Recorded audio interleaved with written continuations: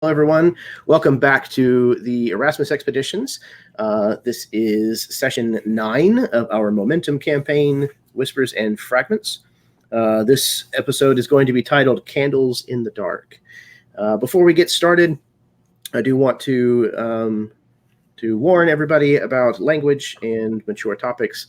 This game certainly will contain both, and if that's the kind of thing that bothers you, then just go do something else. Because I don't want to be responsible for whatever's going to happen. So we're using StreamYard tonight. Zoom was giving me some issues, and I'm new to Zoom, so I don't know how to fix it yet. So we are kind of dumping to the default here, and hopefully this runs smoothly. So before we get started, I'm going to pass things over to my dogs so that they can introduce themselves. Now I'm going to pass it over to the players so that they can introduce themselves, and then we will get started. So first up, Jake.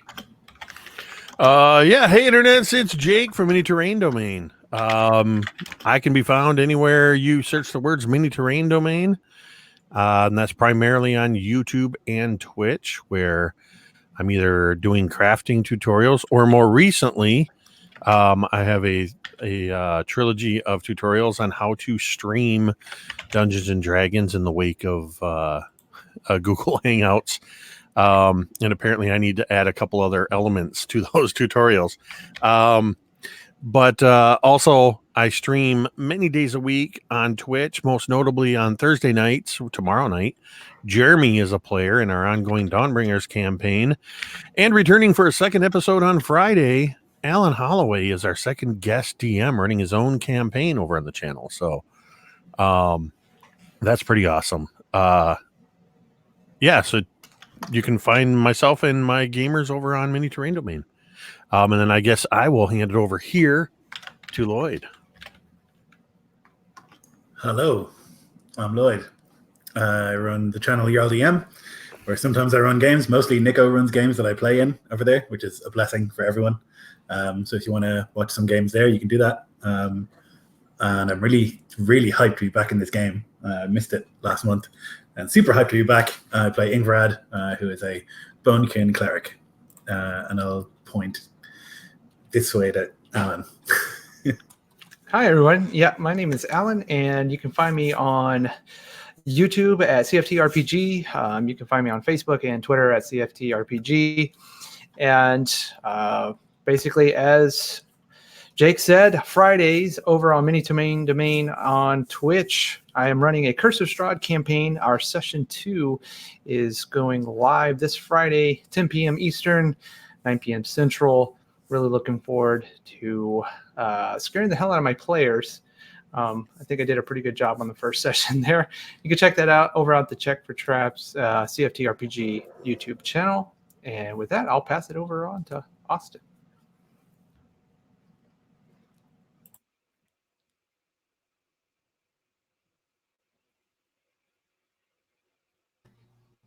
You're muted, Austin.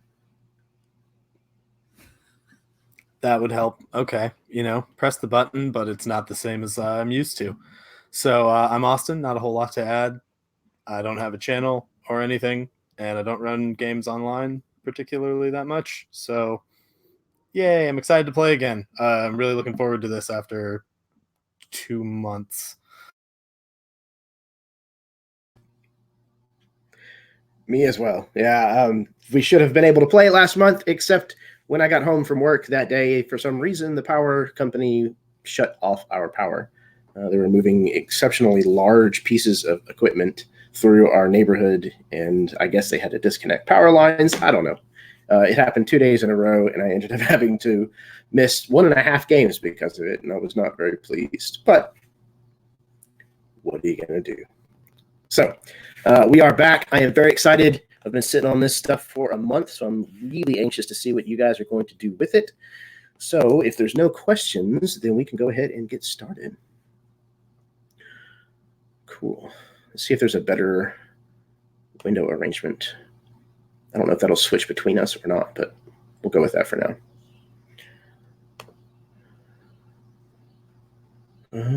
Let's see.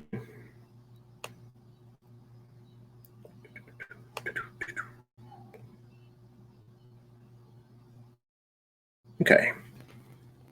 Everybody see that? Yep. Okay.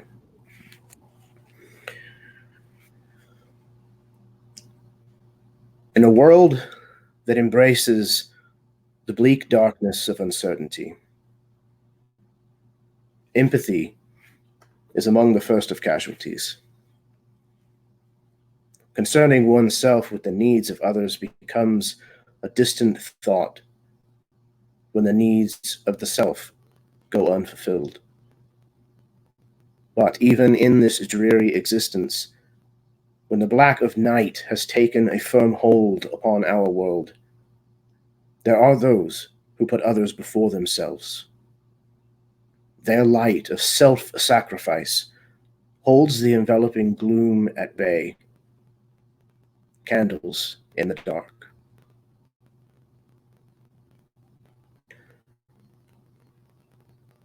The five of you have boarded a small airship that you found in the docks of Belorion, one of the docks. It looked as though this airship's engine had been activated during the crash, and it had kept it aloft until the crash was complete and finished, and then it simply ran out of ether and kind of came to settle down on top of the rubble in here. You have refilled the engine with ether, have unmoored the lines, and have begun to lift off above the crashed city of Belorion. On board with you, you discovered someone's personal wealth that had been loaded onto this airship, but there's no sign of whoever it must have belonged to. In addition to the considerable amount of basically treasure that you have found, the ship itself also has a single small cannon on it, as far as armament goes. But as you are lifting up above this strewn elven city, the ruins of Belorion, where to? Are you headed to Arenivant, the city of dreams, as you had planned or talked about? Are Basarad and Ingvarad going to leave the Daris in the Bounty of Harvest, the Barterdom of Harvest, without any goodbye? Is Haroon going to leave without touching base with Cardinal Irashara? That was the big question that I had, is we can't go without Vidaris, or I wouldn't want to, and I don't think Bastrad would either. And it was kind of forgotten about in the mad excitement of discovering it and taking off, but I feel like we definitely have work, like unfinished things to do in the Barterdom before we vanish from this place. And Ingvar definitely put forward that we need to go back at least to pick up Vidaris. Yeah, Bastrad would agree completely. At the very least, this thing buys us some freedom, and if we need to bring Vidaris along for that.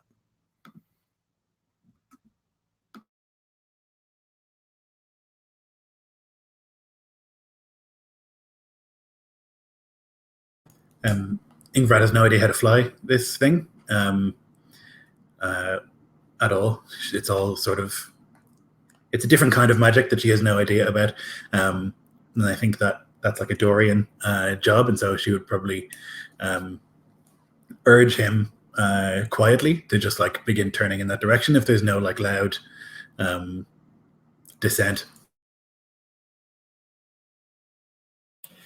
Would Haroon know if we were to take this airship back to Barterdom, is there going to be any sort of issue with claiming the ship and what's on board? Like, would the Calendari want a cut, or would they claim it for themselves? You know that the arrangement that you were told, at least, was that the Calendari had rights to anything that was considered a religious artifact, and that you had claim to anything else that you found. So if there were things on board that could be considered religious artifacts, possibly.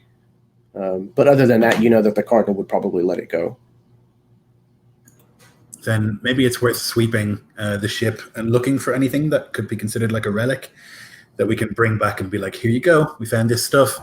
And then just not mention the airship and the 25,000 gold pieces. And then when we've like delivered what we said we would deliver and grab the people we want to grab, just leave. Okay. Well, that's easy for Ingrid to say because she doesn't work with the Calendari and she doesn't like them. So it's easy for her to say that, but I would probably be bugging Ingvarad the most, looking through these boxes and just going, is this a religious artifact? Is this a religious artifact? Is this a religious artifact? Anything that's not obviously coin, because I don't know anything about religious artifacts. No. It will likely have a shape of one of the gods, perhaps. Something golden, most likely, or silver. It'll look precious. Or some sort of text, paper, vellum, things like that. This is a paperweight, not a religious artifact. This is an inkwell, not a religious artifact. So the paperweight itself is not worth anything, but paper is. Specific pieces of paper that have specific text on them might be religious artifacts. All right, I'm going back to looking through the boxes and no longer looking for religious artifacts. Even though I believe I already looked through these when we first found them. I'm giving it a second look just to see if I missed any brimstone weaponry. Since I know what that is, Ingvarad and Bastarad and the rest, they can find religious artifacts. Unless I just happen to find something. I think maybe what we can do is like fly upwards a little bit and just moor there up in the sky and then take some time to like comb through everyone looking for the things that they need to find. I guess myself, Bastarad, and Haroon all looking for relics that the Calendari might be interested in. Would my artificer's lore help in this situation as far as identifying these types of artifacts? Yeah, I would say so. And instead of doing, what is it normally, a history? Yeah. So you can do either. You can either apply that to history or religion. I'm going to do history. Okay. All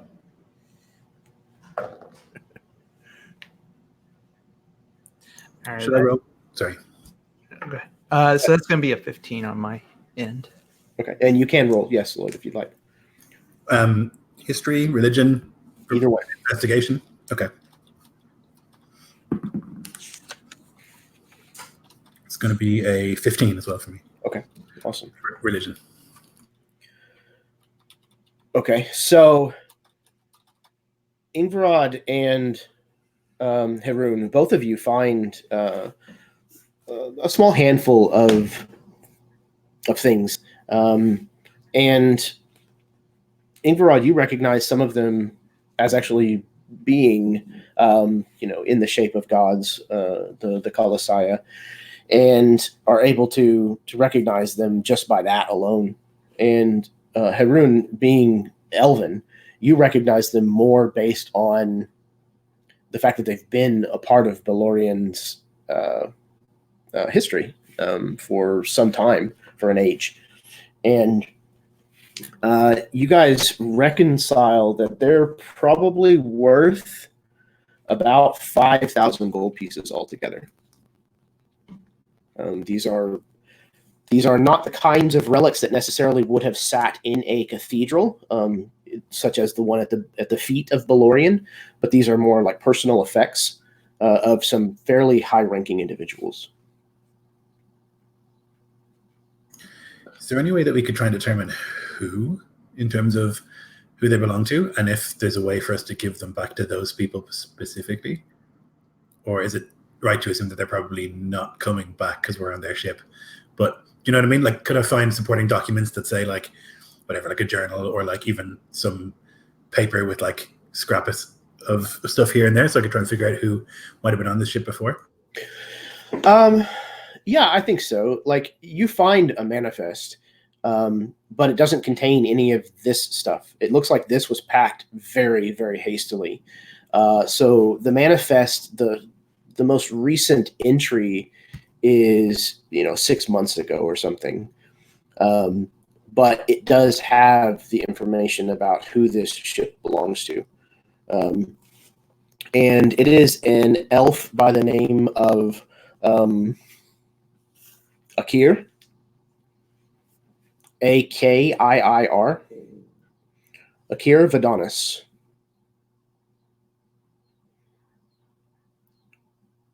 As far as who that actually is, none of you know. It's obviously was somebody who was in Belorion whenever the crash happened. But beyond that, it's hard to tell.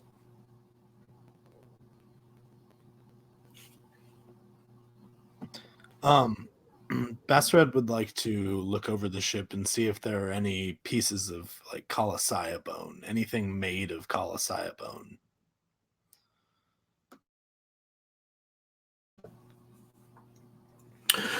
Okay. I'm going to say that that's probably some of what the religious artifacts are comprised of.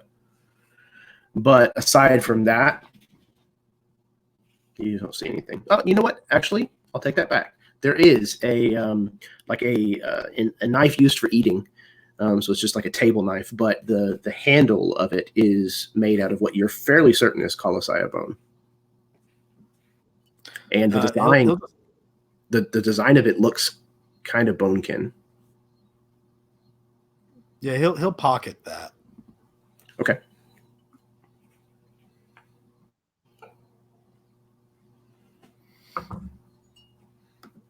Okay, so Darian is flying the ship. It's not quite the same as an ocean-going vessel, but he's kind of getting the hang of it. A lot of the principles are the same, so he's kind of able to get his legs, if you will, underneath him pretty quickly, and is able to start kind of directing you back towards the martyrdom of harvest. So, what is the plan? Are you guys going to land close or far away? There aren't like a lot of airships coming to harvest, right? No, not It'd be currently. quite Not tonight. Yeah. So then Ingvar would say, I think that we stop some distance away and we send those who need to go in while the rest of us protect the ship. We get what we have to get, we deliver what we have to deliver, and then we go. It's a dangerous place, and if the whiff of this amount of wealth is even hinted at, we'll have people coming after us very quickly. I agree. We've made enough enemies here as it is. So let's give these relics to the Kalandari and get Vidaris, and then let's go. I'll stay with the ship. I mean, I'll probably just get in the way anyway if you're trying to deal with that rich stuff. And I imagine I'd probably kick at a rock that's not even there as I say that, almost trying to sound like a little more depressed about it than I am. I'll stay as well. My interactions with the Cardinal have not been... It's better that you go, Harun. I agree. Leave this task to me. I will collect Vidaris. Darian has also opted to stay with the ship, being the only one who really knows how to operate it. He's going to basically keep the engine running just in case. Okay. So you set down and kind of drop anchor and tether, a distant out. You kind of kill any lights that are on board and find a place that would be outside of the range of most people to be able to see. You touch down, and the two of you, Haroon and Bastarad, disembark and start. Right before we do, Bastarad will just turn to the others and say, is there anything on board that I could take with me to barter? We might want to try to buy some more ether while we're in the barter tent, in case we need to refuel at some point. I've got a little left, but not much. So I'll just start looking around for something small that looks like it has enough value that I could probably barter it for some ether once I get there. Yeah, so there's like a small chest, maybe 6 inches by 4 inches or so, and it's filled with like cut gemstones. None that are incredibly precious, but they're all kind of semi-precious stones that have been faceted. Perfect. Yeah, so he'll just grab a few of those for his pouch. Probably not. And food. He'll grab a few more when Ingrid says that. Excellent.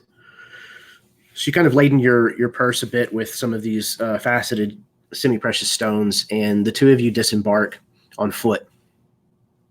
You start to approach the barterdom and the palisades that have kind of been put in place in preparation for the long night. And you can see that the guards are on the top of the walls, kind of walking back and forth on their patrols. They look out as you get closer, and one of them kind of, covers his face towards the torches that are kind of lining the sun lanterns that are kind of lining the wall.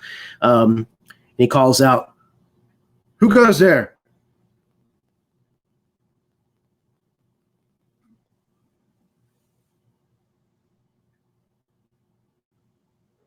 Who goes there? Just traders come to barter. Is it a guard? Yeah. Is it a Calendar guard? It is not. It is a human from the sound of it. Yeah. So as I approach, obviously I'm wearing my Calendari tabard. And I am Haroon. I am a requisition captain of the Calendari. I have come to speak to the cardinal. He kind of looks through the darkness in your direction, and when he sees that your tabard bears the mark of the Calendari, pardon me, he kind of straightens up. Yes, of course, right away. Open the door. Open the doors. And you hear a bar kind of being lifted out of its settings in the door nearby, and soon one half of the door kind of opens with this kind of creak to open with the barterdom on the other side for you.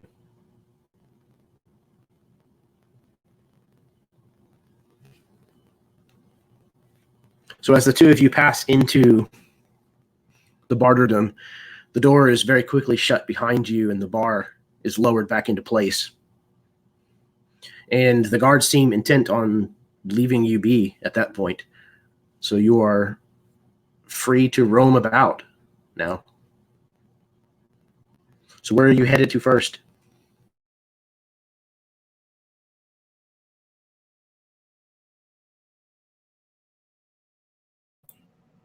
Well, I think Haroon would go and take the artifacts to the cardinal while Bastarad collected his daughter.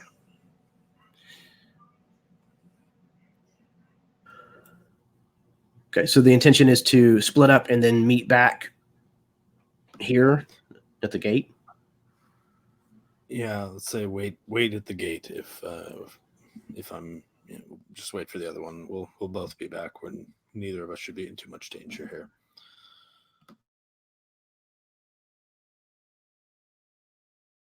I think Vidaras might be helpful in locating things in the barterdom since she's been here a while. So I'll collect her first before going to find food in either.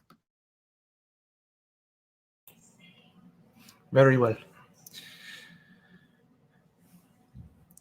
And so I would, since I imagine like this stuff that we brought is more than I can carry on my own, so I would probably requisition one of the guards or whatever to help me carry a crate or whatever it is.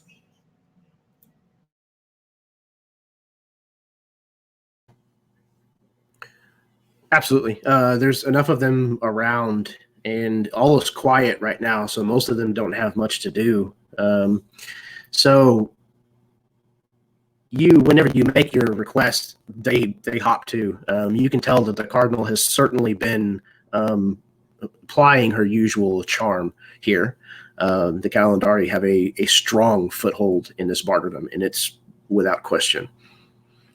So one of them will certainly come to you and help you carry the rest of what you're, the treasure and stuff that you have back to meet the cardinal. So as you come back, the cardinal and the rest of the Calendari have set up in a place that we talked about a little while back. There was a partial island that was kind of still attached by the roots of a large tree. It was an ether den, but the Calendari kind of ran off all of the addicts that were kind of squatting there and have taken it over as their headquarters, if you will. So there's a series of stepping stones, essentially, that you kind of have to walk up, each one of them being bound to the next by these vines and roots. But you eventually make your way up to this kind of ruined partial building, and you can find the cardinal inside, where she is leaning over a table that looks like it has a map of Belorion spread out on it.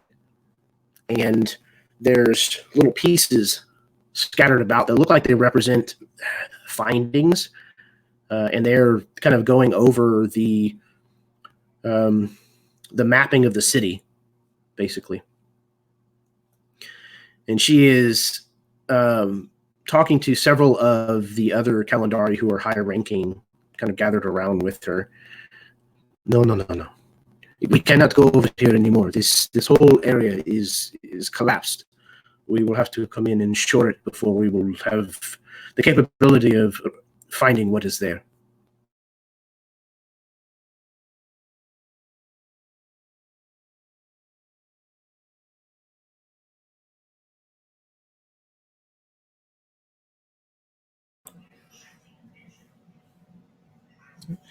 Excuse me, Cardinal. I have returned, as instructed.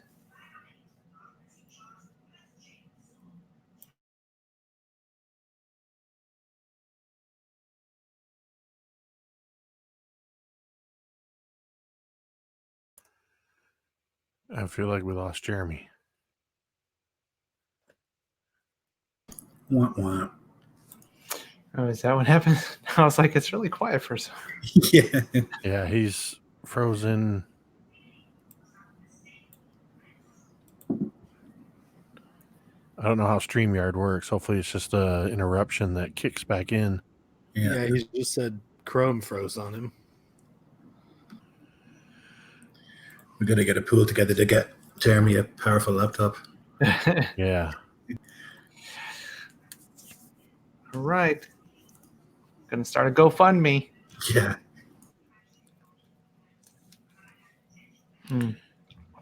Oh, and okay, yeah, gone.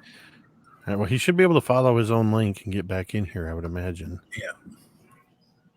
In the meantime, my eyes are terrible. Is that icon a duck for StreamYard? Yes, Yep. Okay. it's their mascot, I think. StreamYard by Eddie Bauer. There he is. He's back. Okay. Hopefully that doesn't happen again. Okay, what was the last thing you guys heard? So I entered the room and she was with some other other Calendari, and they were going over the map, and she was basically saying like they couldn't go into a certain area because it had collapsed. Perfect. Okay. So not much. So yeah, she's standing over this table and is informing them that no, we cannot go here. It is collapsed. We have to go in and shore it up before we will be able to requisition anything further. She looks up as you enter. Harun. She kind of straightens up and waves to some of them nearby who kind of move on to other tasks. Cardinal. And I give a respective bow, and I look at the men that were carrying the crates. Please place them over there and open them for the Cardinal to inspect. They do so. They kind of quickly set them over on the side where you indicate and open them, and then kind of melt away, if you will. And she has crossed over to where they've set them down, kind of folding her arms across her chest and peering down into these crates and boxes. She nods her gilded face. Good, very good, Harun. You are not with the rest of your party. Did they perish? No, they are still very much alive. They have discovered an airship, and they plan to leave part of them. And I think you will be pleased I plan to go with them. You are leaving Belorion and the martyrdom of harvest. Where are you going? I am not sure, but was this not your wish from the beginning? She kind of looks over her shoulder to the rest of those who are kind of gathered in the room and lowers her voice. Of course, this has been the plan all along. But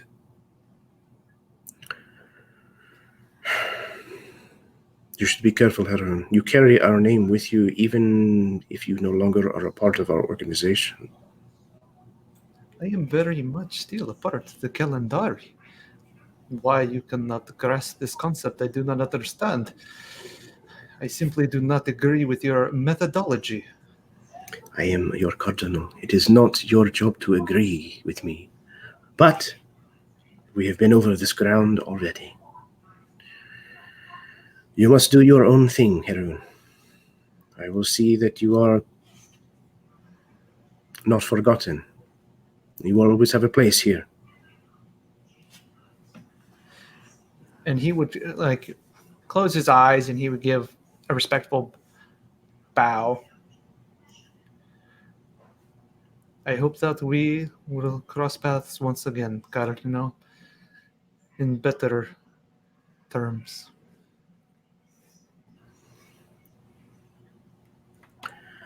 She kind of nods and looks down at the gathered relics and belongings. We part on good terms. Careful in your journeys. And you as well.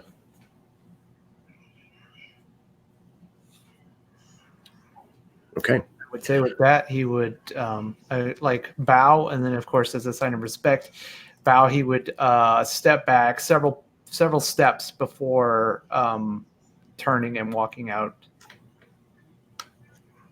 Yeah, she gives you like the head bow like the curt nod that follows someone of her station in return to your gesture. And you leave, kind of walking back down these floating steps from this once ether den back down into the barterdom proper.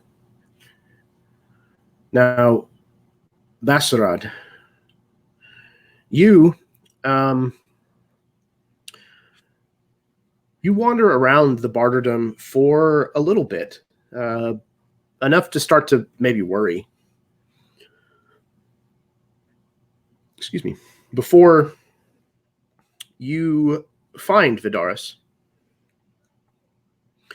she is back in the tavern, and she is seated at the table with, of all people, Bilge, the goblin who has employed you during your time here in the barterdom. The two of them are kind of leaning close over the table, talking in hushed tones to one another. Neither one of them seems to see you as you enter. So this is fairly difficult for me, both temperamentally and because of my stature, but I'm going to try to stay as low-key as possible and just try to get a little closer and see if I can hear anything like that they're saying, hoping that they're so distracted by their conversation that they won't notice me approach. Okay. It is somewhat crowded in here, so go ahead and roll me a stealth, and you can have advantage.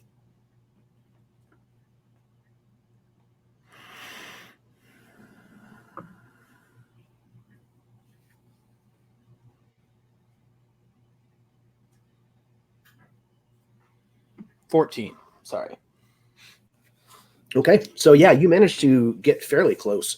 I would say maybe within 2 tables distance, give or take. And the tables in here are fairly close together. And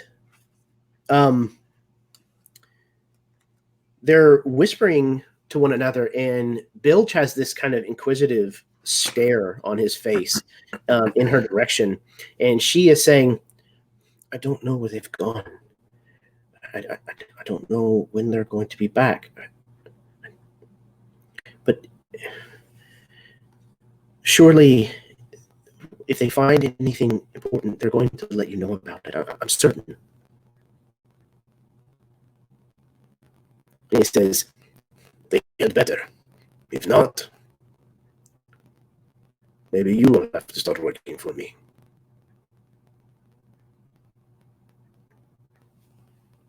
She kind of shakes her head. She says, no, I'm sure everything is fine, and they'll be back soon. I'm certain of it. Bastard will kind of realize what she's talking to them about and start to try to back away a bit and keep an eye on the situation, waiting for one of them to leave before he approaches Vidaris.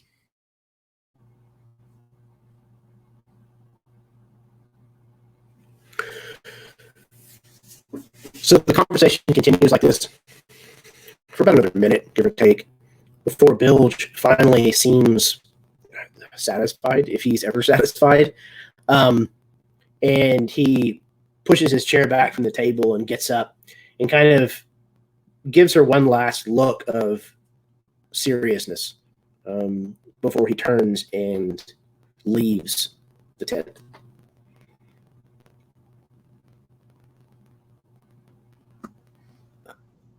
As soon as he's gone, Bastrad will walk directly up to Vidaris, and he'll just kind of loudly, trying not to say it so loudly that Bilge would still be able to hear it after he exited, but he'll say, "We're gone for 10 minutes, and you start cavorting with frogs." She starts and she looks in your direction. Da! She gets up and throws her arms around you and gives you a big hug. Yeah, he'll hug her back. He's got a bit of a smile on his face. It's a long story, but we should go now. We have a few things to do before we leave. Leave? Looks We like can't go anywhere. Night has set in. We can't go out in this. And he'll kind of lower his voice a bit, get a little closer. It's not safe here. The Kalandari bilge. There's too many dangerous people around who don't like us already. We can find somewhere safe. As long as we're all together. God, the things that I found, that we found out in the city, there could be things like that out there in the dark. Things that are worse. You almost did. He'll kind of look around. I don't want to say too much here, but let's just say we may not have to spend too much time on the ground with whatever is out there. Please, we need to buy some food, and he'll kind of say this with a little bit of shame in his voice, some ether. She actually kind of gasps. It's not like that. Just trust me, please. We can't talk about it here. I heard most of your conversation without you even knowing I was there. You were spying on me? I saw you talking to Bilge. Of course I was going to listen. I'm old enough to take care of myself. I don't need you looking over my shoulder all the time. Who's to say I wasn't looking out for all of us? Bilge is a dangerous person. I trust you to look out for yourself, of course. But a father still wants to know what's going on in his daughter's life. And sometimes she doesn't want to tell him. So he has to sneak up on her in crowded bars. What I'm saying is this is not a safe place to talk. Fine. Let's get some rations and some ether, and I'll tell you all about what's going on the way. Okay.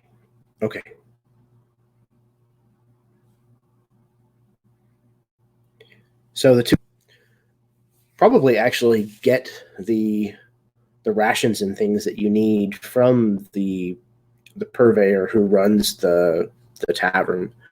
This is probably also kind of the impromptu mess hall, if you will, where most people take their meals. So you're able to exchange even probably one of these semi-precious gemstones for a fair amount, probably several days worth for the 6 of you. And it's, salted meats, dried vegetables and fruits, hardtack, that kind of stuff, as well as some fresh in a cask. Go ahead. I'm just. Is there any ale, any wine, anything like that? Might be a long journey. We scratches his chin. Well, yeah, I could part with a cask of ale if you want, but it'll cost you that gemstone. He points to another one of the ones in your hand. We got a long night ahead of us, and a little rowdy whenever the ale runs thin. He'll nod because he definitely understands, and he'll hand over the gemstone. He kind of takes it and kind of holds it up to the light a little bit. Excellent. It's that one right there, the heavy one. He kind of pats you on the arm. Yeah, I'll try to heft it up. Between you and Vidaris, she's very capable and strong herself, even though she's basically little more than just out of her adolescence. And you're able to kind of secure these provisions and start making your way to wherever it is you're going to try to get, where you're going to try to barter for ether. And where is that?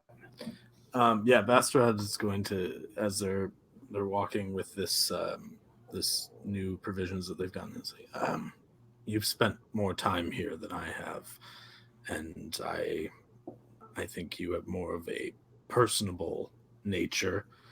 Have you met anyone here that might know where to provide, that might be able to provide ether?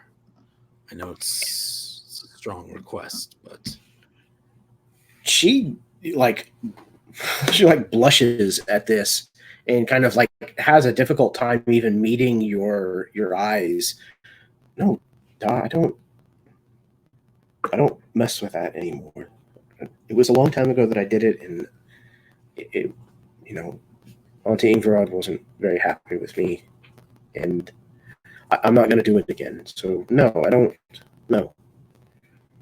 Besides, the Calendari, they have control of most of the ether here in the Barterdom. that's what I was afraid of. We'll have to ask the elf. He just kind of growls a bit, thinking about having to ask the elf for help. But he'll head back to the gate.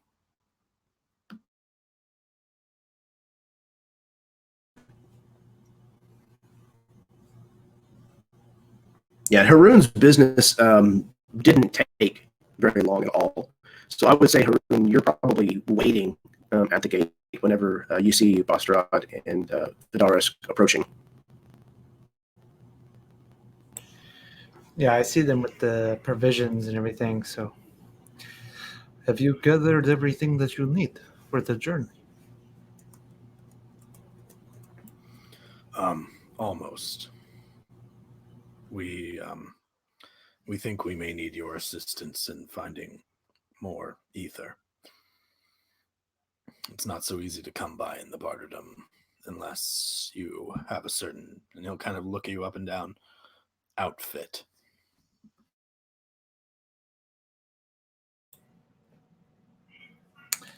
Would would the calendar necessarily sell either? So you would know that by the law, what little there is here in the Barterdom, that there is no selling. That Right. you would have to trade for it. They might be somewhat reluctant to, or it might be very expensive. But to you think you could probably get some. Okay. Come, I may know where we can acquire some.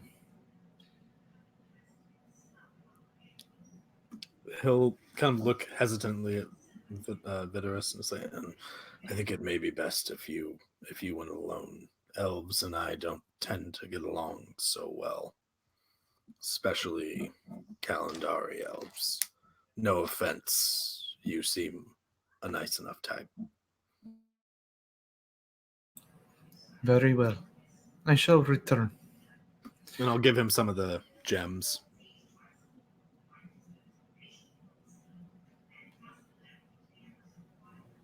All right. So I would go and into the Barnum. I would probably seek out someone I know that would trade for it, but not necessarily would, maybe not one of the main stations or traders that most of the Calendari would go to.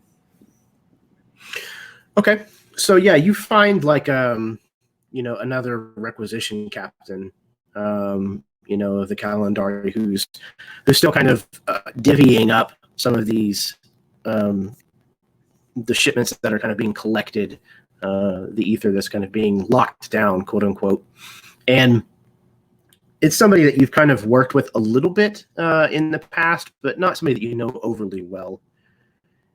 He looks up as you kind of approach.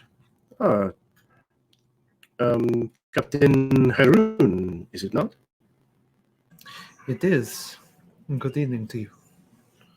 And to you. What can I do for you? I am in the need of some additional ether, and I am willing to trade handsomely for it. It is good. You are maintaining the rituals, keeping the traditions alive here in this place. So you are Calendari. I think this is okay. So how much are you looking for? How much do you have? I require quite a bit of a sum. It's more than for just myself. Ah, I see. Well, he kind of turns and looks. Well, these 2 cases have been accounted for, so I suppose that we could part with them for, let me say, 500 gold pieces. The equivalent of course, because we are in a barterdom and cannot trade coin. Would these gems cover it or cover it and then some? So the gemstones that you currently have are not going to be enough to cover this. It's going to come really close, but you're either going to have to haggle with this guy or find something additional that you can use. Okay. Yeah, so he would reach into his belt and pull out, the small satchel that has the gemstones. I have these to trade for the ether. He kind of takes them from you and looks at them one at a time. He kind of shakes his head, disappointed. This is not enough to cover maybe 1 crate. That should be enough for 1.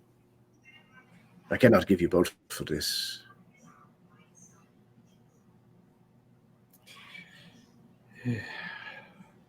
I thought as much.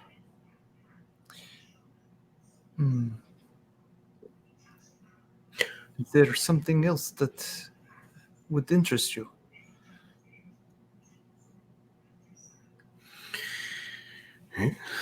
I am uncertain of what you have to offer. I could trade you for what you have given me. I could give you this 1 crate, but also this other oddity I have found. It has not yet been accounted for, but no one is suspecting that it has come into the barterdom, so perhaps I can see it go your way. He pulls out this small box. It's probably a foot long, give or take, and he sets it down and opens it. He says, "This was just found only a few hours ago."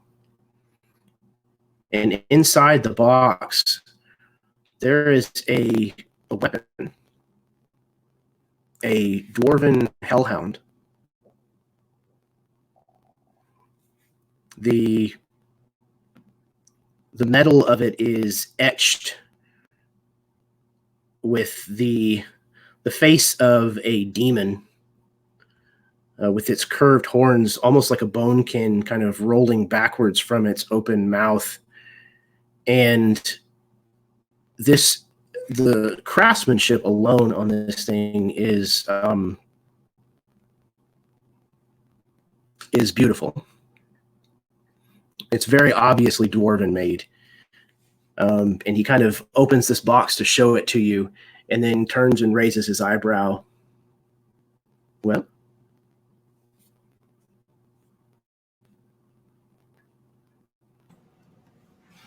He looks it over. This is a fine weapon. it The is. dwarves have done great craftsmanship here.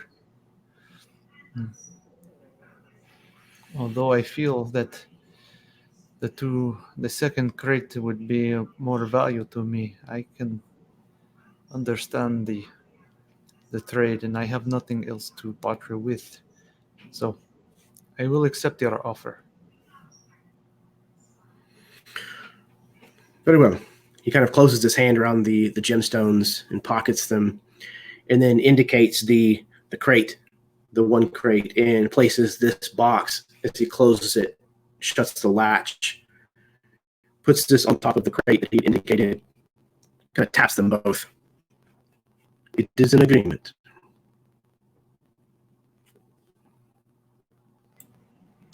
Yeah, and he would, Haroon would do whatever this traditional calendary equivalent to like a handshake would be, which I would suspect would be not really a handshake, but more like a kind of a bow of the head, like a touching of the forehead, kind of respect.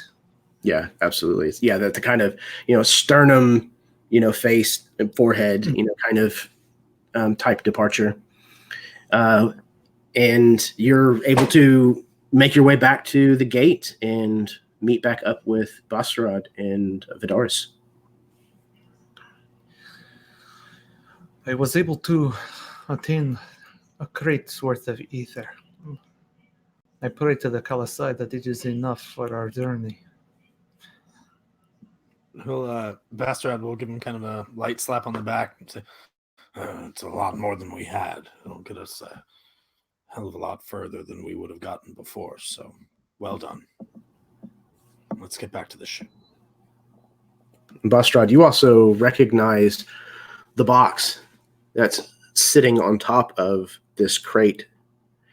Although it is more banged up and partially scorched than the last time you saw it, it's highly decorated on the outside, and it was one of the last things that you saw before your friend Calp perished. He'll set down his the keg that he's helping, the cask that he's helping to carry. He'll may I, and point towards the box. Oh, yes. The other requisition captain traded as part of the ether. I could not afford 2 crates. It is some weapon of some kind of no value. And he'll kind of pop open the top. And he'll give sort of a sad smile. Well, Katya's going to be happy about this. I'll set it back down. I wish you could have known Kelp. He was a good elf. But back to the ship. So, yeah, I would request that they open the gate and let us out.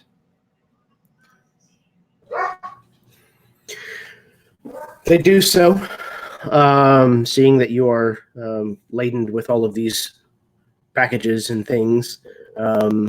You are able to leave, and they shut the gate and bar it behind you. And within a matter of moments, you've made your way back to the rest of the group with the airship.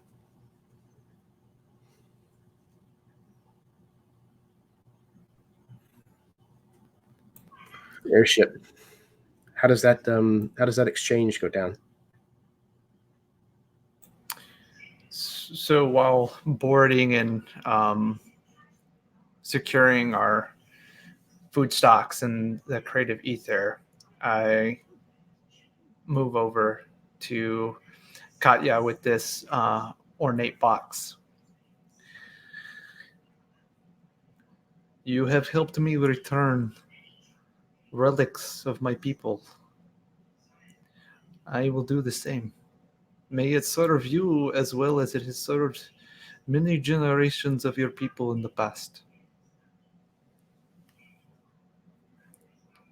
And he holds over this, and he just holds this box underneath as to where you could open it if you wanted. Would I recognize it then, Jeremy?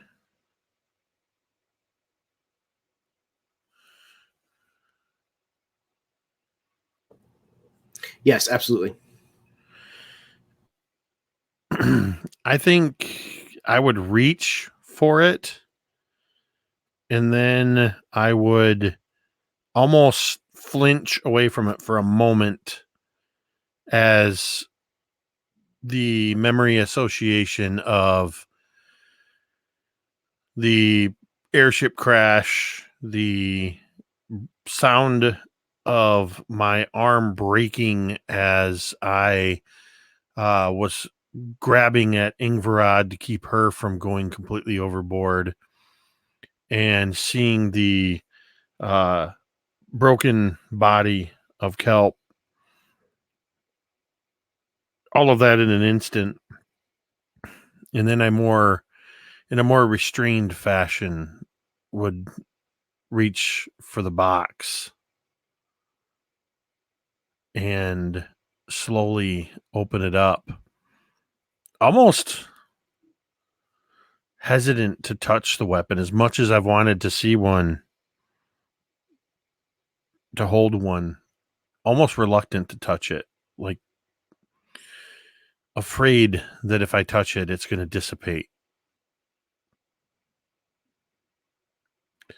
And I would look up at Harun. You are giving me this. Yes. It is yours. It belongs to you and your people. They have no claim over it. I have no use for such an item. It would serve you better.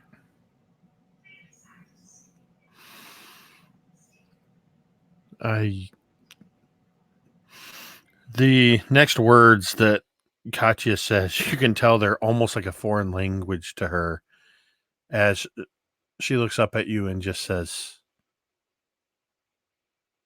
"Thank you." And then gently running my fingers across the metal, knowing that dwarven hands forged this, that dwarven hands carved the wood. It almost seems wrong in any other circumstance except for now to immediately name this item after an elf.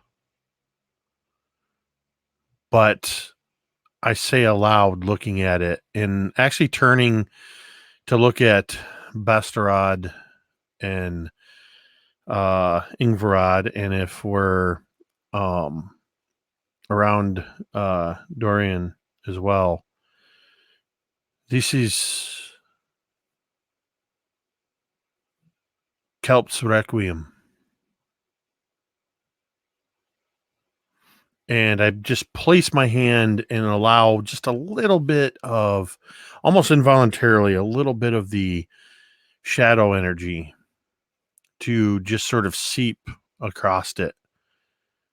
There's a part of me, I imagine it's almost this pact, this patron trying to grasp the complexities of this particular weapon, and even beginning to determine if this is a thing that can be bonded to in the same way that other weapons are. And probably surprisingly, I don't pull it out of the box. I gently close the lid and just sort of, I wait until later once we're free of this place, then when I have some time alone, I'll spend some time familiarizing myself with this weapon. But and I just, every once in a while, I look over at Harun,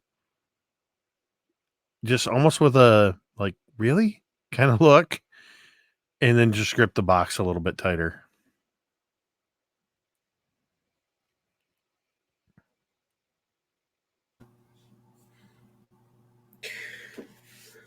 Vidaris, once she is on board, finds you, Ingvarad. Auntie Ingvarad. Dahl was acting kind of strange. Is everything okay? What happened? There's a lot to explain. We have a home, and we have money, and we have a way out of here. So we wanted to grab you as quickly as possible. You're coming with us.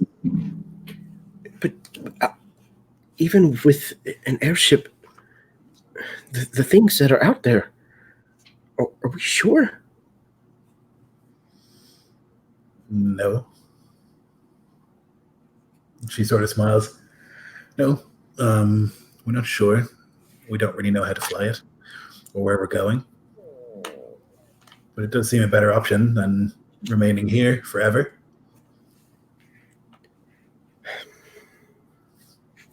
You wanted to see the world? Well, but yes, I did. You'll see a great deal of it from up in the sky. Very well. And I will trust you, and Good. You have to.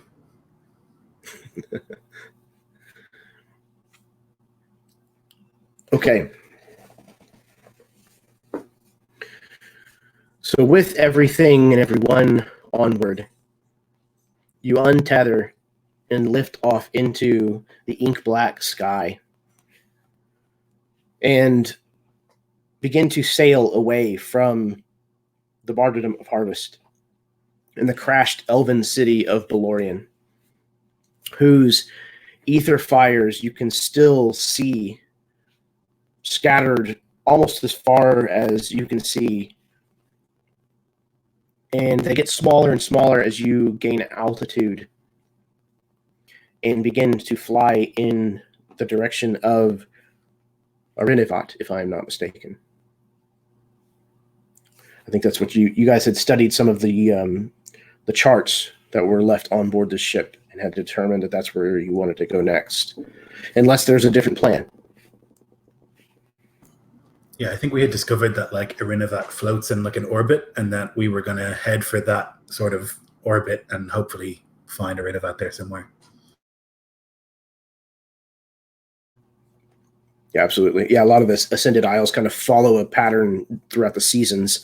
So you guys are kind of able to pinpoint where it should be and are headed in that direction. Okay. So there's lots of free time, probably several days before there's really anything of note that's going to happen. So anyone who wishes to get up to anything within those days on the confines of this small ship, what would you like to do?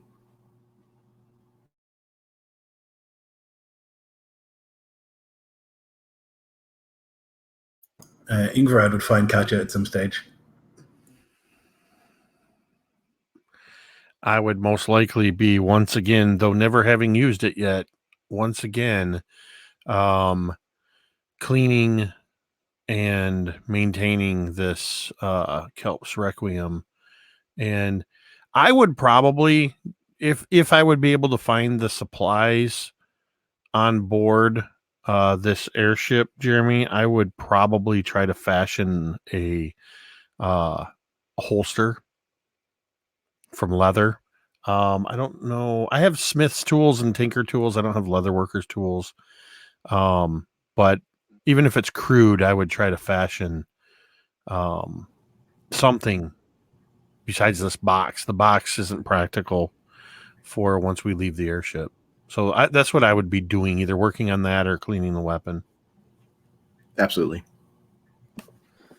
For the most part, other than the meal times and everything, spending a little bit of time with Vidaras, but mostly Bastard would like to spend his time trying to get to know the control room of this ship, both the helm and where the fuel room where the ether is put in.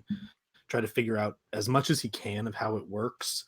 He's not an engineer, but he's a craftsman, so he has some understanding of how things fit together at least. So he's going to try to figure out what he can of that, just in case anything ever goes wrong.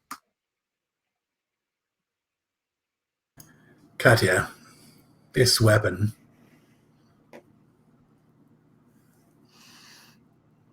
it's beyond my understanding. I don't know how it works, but I think naming it after Kelp is an interesting choice. Something that he would probably laugh at with a bit of a wry smile. And if you're going to name it after him, then we should change its shape somewhat as a reminder of everything that he taught you. And I could carve that into the weapon. If you gave it to me for a day,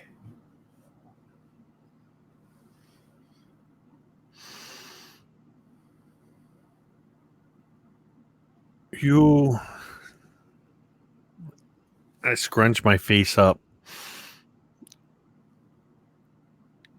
almost in that trying to comprehend something not quite comprehensible.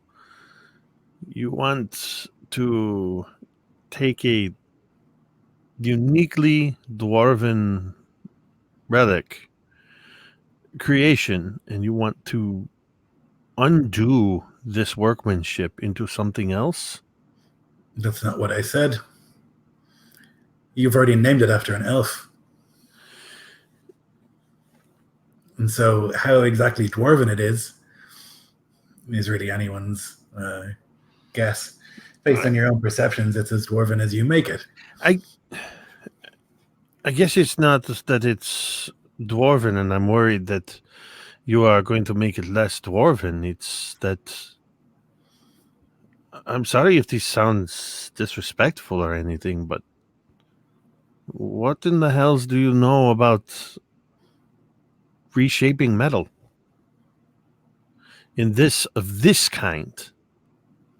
I know you can fashion hammers and swords and things like that, but have you worked with this kind of steel? She sort of like smiles, and I guess you see like sharp canines, and it's sort of that's. She doesn't smile often, and it's like a reminder that like bonekin are scary and large and monstrous. And I'm looking up at you from below.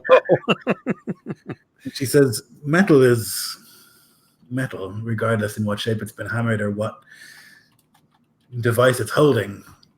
To me, it's not the shape that I'm making. It's a fluid thing that I can shape thanks to the gods' help. And what I would do here is move it in a way, and we could spell the name of the weapon. We could put some reminder, some image, some symbol to remind you of Kalp and all of the lessons that he taught you. Because those are important lessons that we should never forget about control." No, yeah, that makes perfect sense. But listen, and any point you're trying to make about that is completely lost, as despite your expertise and perhaps divine abilities to shape metal, I immediately begin to explain to you, if whatever you do with this, it is very important that this opening here, the hole in the middle, and these grooves here, and this mechanism here, all of these things must not change their shape. They cannot be taken away to or added to. Only this, and I would kind of indicate this sort of the design elements that are already on there. As long as that is not changed, then this will function as it is intended. But how? I think I understand how it works, she'll say. And she has figured it out in like insane record time, because it's like a magical understanding of how it works. And she like points to some bits and she says, "Oh, this triggers, and you pull this and it connects with this, and then there's an explosion that fires, and then it..." Correct? Well, I mean, it's quite simple actually. And she'll like scratch the back of her head and take some notes. She'll begin like on some paper, like drawing out and measuring things. And actually, I think that if I moved this ever so slightly in this direction, I could. But how? I could actually improve upon it, I think, in some ways. How long is this going to take? A day.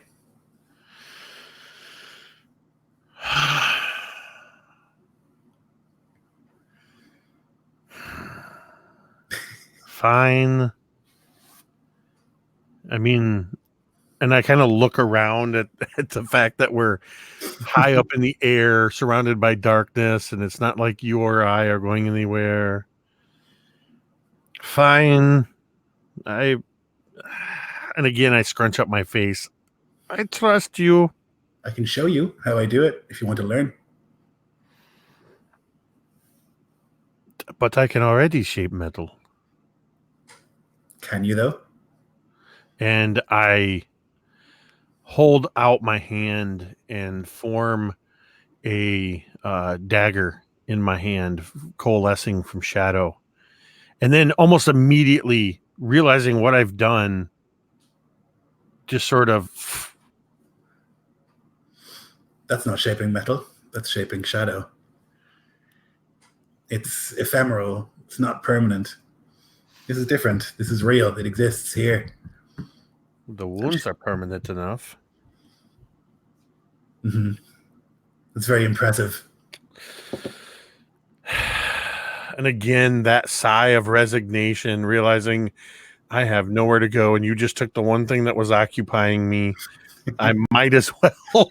So I'm going to reluctantly, and probably, I imagine, against my better judgment, or against all attempts to appear otherwise, it would not take long before I became fully invested in watching your process, maybe even asking questions, offering suggestions, that kind of thing. She'll go through the process of and she'll have taken lots of measurements and things, and with magical acuity, understand innately how to slightly tweak this design so it's a little bit more effective. And so she'll move a little things here and there, and tighten up the design a little bit. And this is basically my feature where I can make it a +1 weapon at the end of a long rest. So I'll do that, and at the end of it, it'll be a +1 version of the weapon. So slightly improved bits and pieces here and there. And then just as a sort of cosmetic change, I'll carve Kelp's full name, which I don't even know and can't say, into the side of it. And then also I'll put in some runes in an old language, Elvish, if I can figure it out, or I'll talk to Haroon about it, that just say, just breathe, which is, I think, something that Kelp would tell Katya to calm herself and focus on the moment. And I'll put those in at the side of the barrel or whatever it is. Do you know Dwarvish? No. I would request that you also add a Dwarvish word for teacher. But really, I tell you how to spell fuck. Yeah, well, she doesn't know any different. And so she'll carve that into your weapon permanently.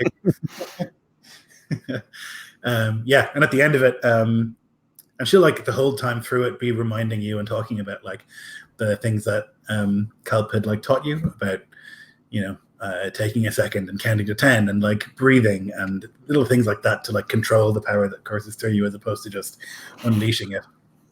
And it's probably very tedious and boring the whole way through, but eventually she'll hand it back to you. Yeah, improved, as I say. Bestrad will walk by as she's finishing the inscription, and he'll just kind of giggle, reading Dwarven from. But he's not going to say anything to Ingvarad about it.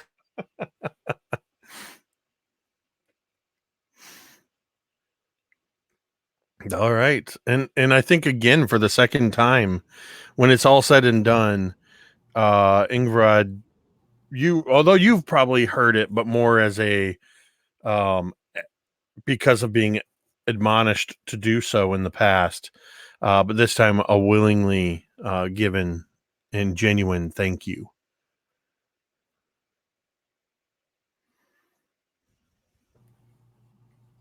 And beyond that, my downtime will be spent examining the canon, the one that we have, and just trying to figure out how that works.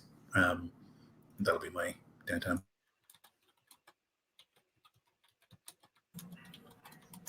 Haroon would spend most of his time, he would observe the Calendari, his his prayers, those kinds of things, but he also incorporates the prayers that he learned from Karas. So he would definitely in Bonekin go through the mantras and everything that he learned there.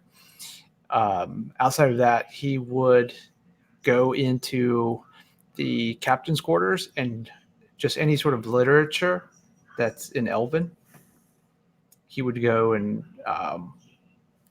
this is probably something that might have been lost, or there may be some rarity in there as far as I don't imagine there's too many books out there in the world. So so he would take those. Outside of that, I would say maybe Ingvarad may catch just Haroon like looking her way whenever they're on the deck or she's toiling away, those kinds of things. And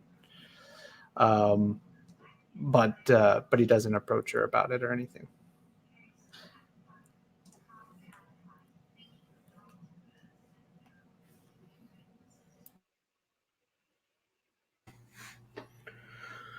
Okay, I threw some of the basic stats for the pistol in the chat here for you, Jake, but also, and I don't know how this is going to work 100% with what Ingvarad did, but it is actually a +1 weapon already.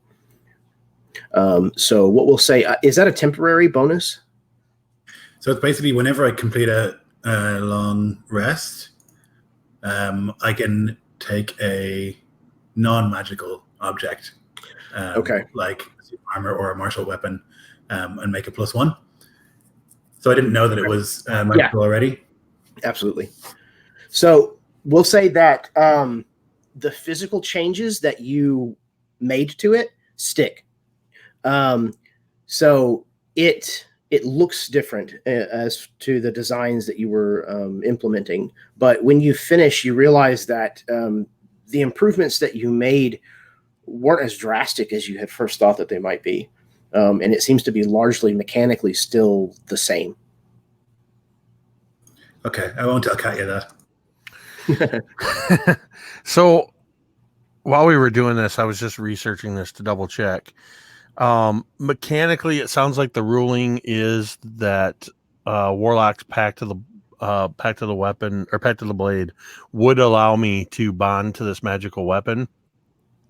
Thematically, I want it to be something that I'm working hard because it's a complex item.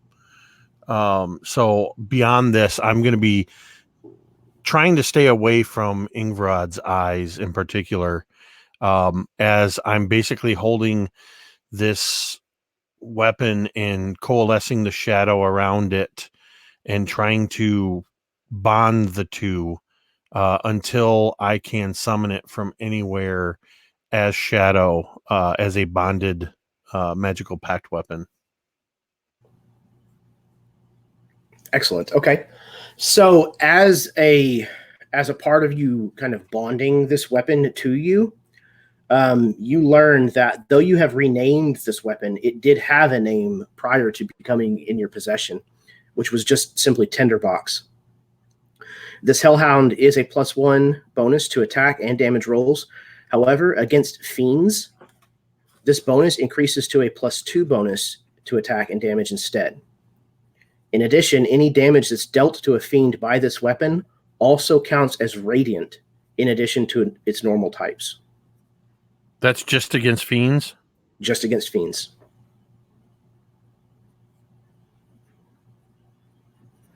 And it was Tinderbox was its original name? Correct. Yes. Okay.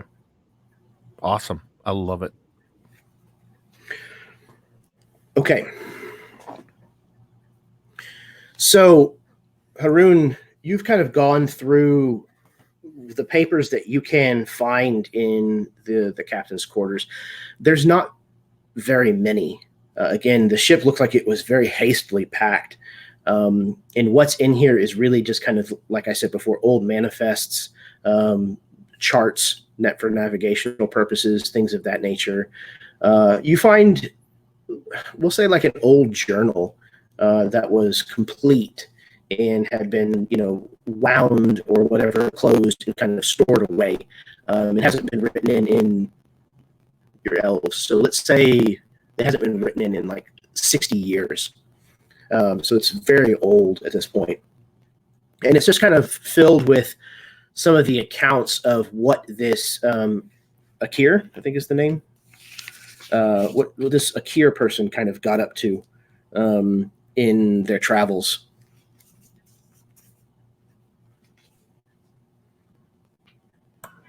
Do I learn the name of the ship? Yeah, absolutely. Let's say it's called the Nebula. Okay.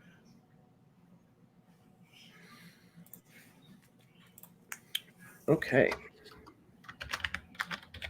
So yeah, I would in probably around like meal times and stuff, I would just divulge any of this information that I get, most likely with Ingrid, since she's shown an interest as far as like who owned the ship prior, and so I would basically just reaccount some of these journal entries for her, since she can't read Elven.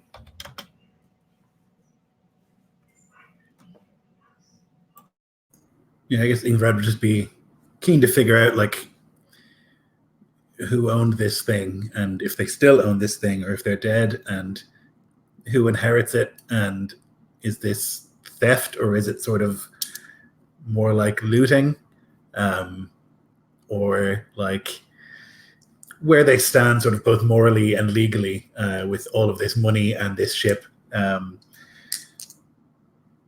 Doesn't necessarily want to give it back to whichever elves claim they own it, but it's a question of like knowing that in advance so that we can make good arguments when we meet them. Right.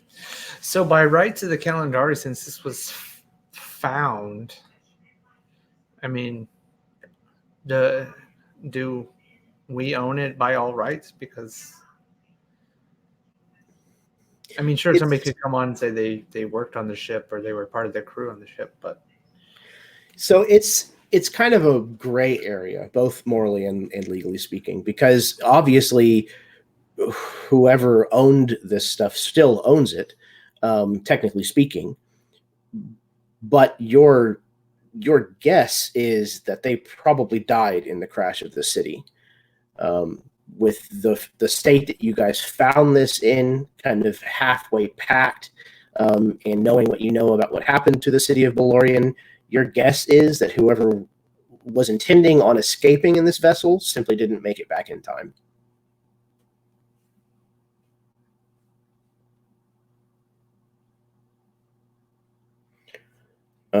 As far as anybody else who may have crewed it at one point or anything like that, like this ship can be crewed with like 2 or 3 people. There's not a whole lot more room on here besides the room that you 6 take up, plus the cargo that you're carrying. There's probably times, especially over the several days that you've been on it, where it feels a little cramped. So you don't think that there's probably a lot of crew out there.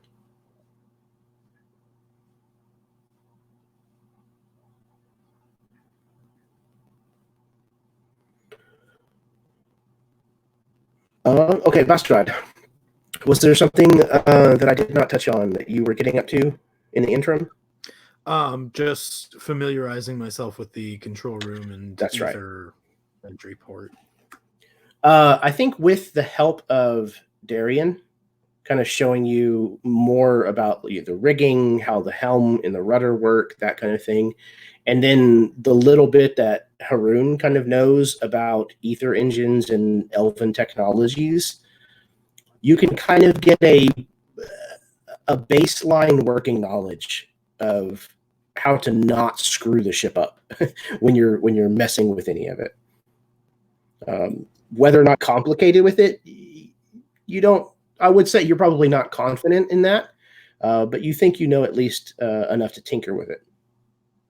Yeah, and he'll try to with any of the scraps of paper and inkwells that are laying around in this treasure heap, try to do the best he can of sketching what it's supposed to look like in case anything kind of goes wrong, that he'll have some sort of diagrams that he can refer to. which tube goes where and how the ether is supposed to actually be transporting through it.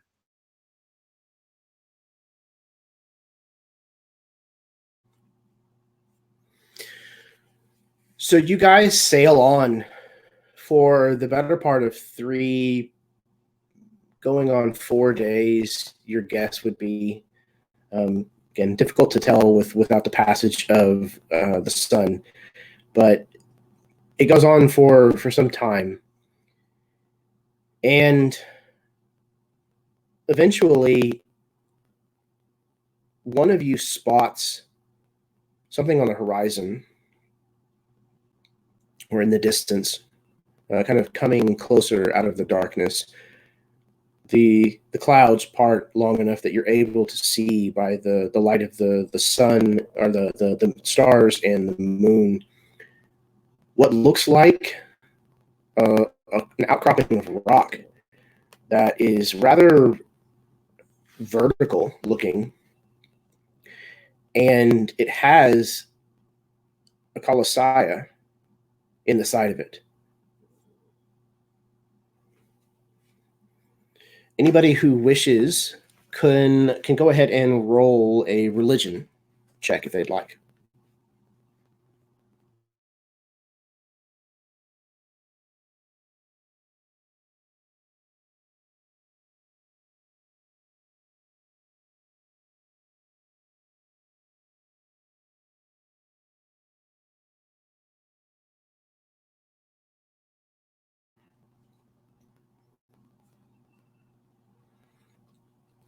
So, Ingvarad, you are the only one who recognizes this Colossiah. This Colossiah is known as Kalidora. She is the goddess of bravery, atonement, and sacrifice.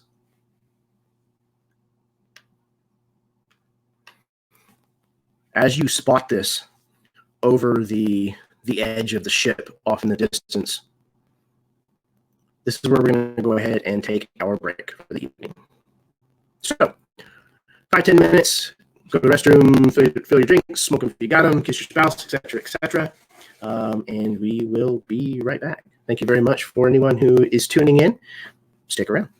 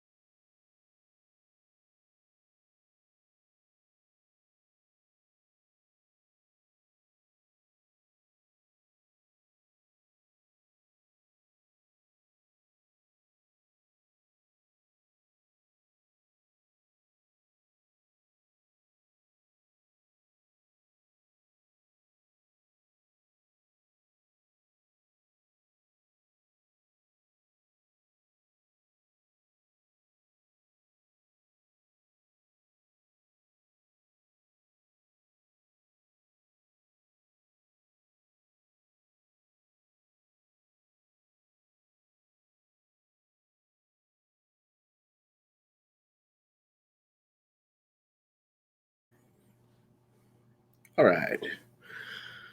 I am back. Give everybody just another minute or two before we get started with the second part. I have to modify this thing. Apparently, being a packed weapon automatically gives it a +1 bonus, unless it already has one. Interesting. Unless it already has one. I'm just for the math purposes, because declaring it as a packed weapon and a hex weapon is jacking up the hit bonus way too high. It's basically doubling down on the damage bonuses. Wow, that's But cool. I know how to fix that. I will just remove the overrides, and that should fix it. I just don't want to all of a sudden I'm OP because I did math wrong. Sure. Yeah, there we go. I had put the +1 override in on the customize. I basically customized the pistol. One thing we didn't clarify, Jeremy, was is this a single shot weapon, or so it's shoot then load? Yeah. And did it come with ammo? It came with the basically like the shot, like the balls, but you don't have unless you do. I have a horn, Okay. a fiend's horn full of brimstone. Okay, then yeah, you're good to go. Okay, so how much ammo did it come with? Because that's the thing I can add too. I want to track that. Yeah, let's do it like a quiver. So 20. Okay, cool.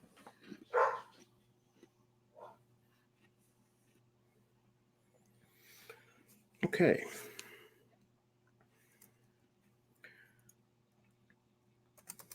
Everybody is back. All right. So Ingvarad, you have noticed off of the bow of the ship, some distance out, the Colossiah known as Calidora, the goddess of bravery, atonement, and sacrifice.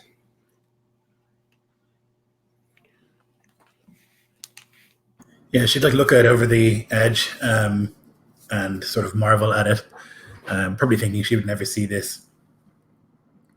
And then would talk to the others and inform them that it's Calidora and who she is and what she stands for, and that we should stop and make an offering and some kind of sacrifice, something. It would be important to her at least. And there's something she thinks could give some closure in terms of like Kelp's death here, bravery and sacrifice, certainly.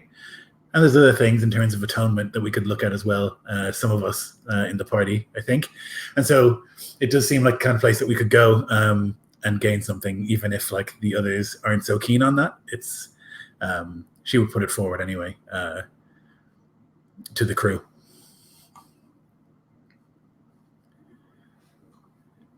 I think that like Darian certainly would want to, or would be coerced into stopping here and making some kind of offering and like sitting with Ingvarad, and because he'd been interested in becoming maybe religious, this would be a really good place for him to start that journey, and certainly for like Katya to like atone for recent rudeness and terribleness, just things like that.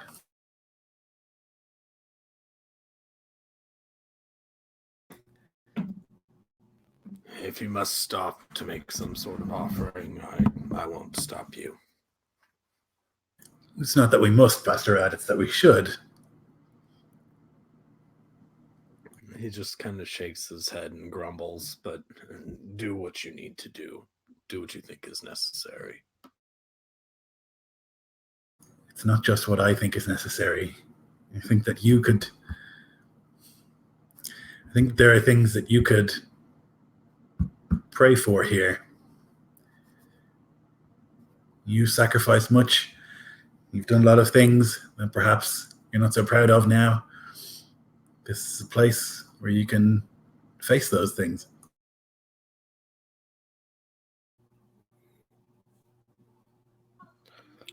I can face those things. I can face those things without the aid of a dead god. But I do appreciate your concern. You can, but you haven't, Bastarad. You haven't faced them at all. And you've been through a lot. And she put a hand on your shoulder. And although she's being very heavy-handed, she's also trying to be nice about it. You've been through a lot, and you've seen a lot of things in the past few weeks that would shake anyone to their core. It's shaken me. And I'm a lot more certain in what I think than you. And I think this would be very useful for you. Important.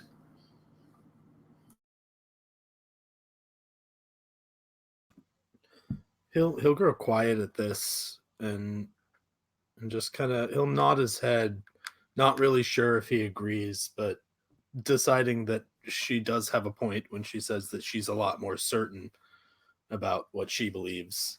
So he'll go along with it for the time being.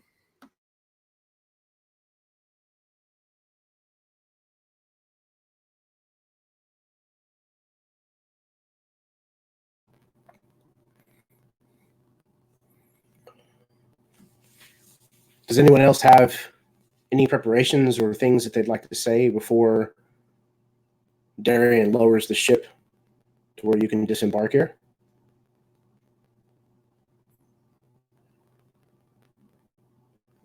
No? Okay. Darian begins lowering the ship, descending closer towards this column of rock that kind of sticks up out of the water and the jagged landscape that surrounds it. He kind of levels out at the end of this large bridge, essentially, that kind of sticks out without any supports from the chest, the clavicle kind of area of this Colossiah's corpse. And Calidora is much smaller than Belorion. Belorion is one of the largest Colossiah in size, and the Colossiah vary greatly in size and in appearance. Several of them are much more humanoid in their anatomy, but some of them have horns, some of them have fangs, some of them are shaped more like what we would consider dragons with actual wings and talons. So though Calidora is a smaller of the Colossiah, she is no less important than any other one. So Darian kind of levels out at the end of this bridge, kind of sticking out, and you can see a figure hooded in kind of loose garments flowing in the wind, being out at sea. This figure has stepped out of the gaping mouth of the skull of this Colossiah and seems to just kind of be standing there waiting for you, flanked between these two torches on either side of the skull.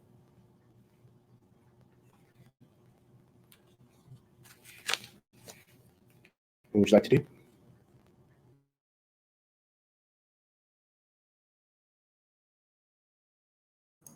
I guess Ingvar would be first down. I would assume that this person is a monk or a hermit or something that lives here in the middle of nowhere. Would approach.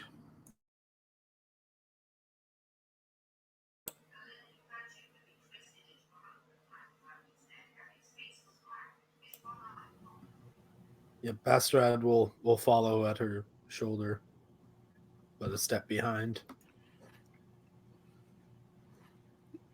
I'll follow, but keeping my distance. I was going to ask, would it be good for all of us to disembark?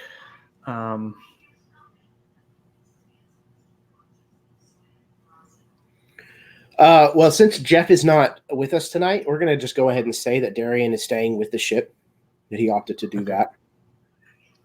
Okay, that's what I was thinking, but I just wanted to be sure. Okay, yeah, so Haroon would follow.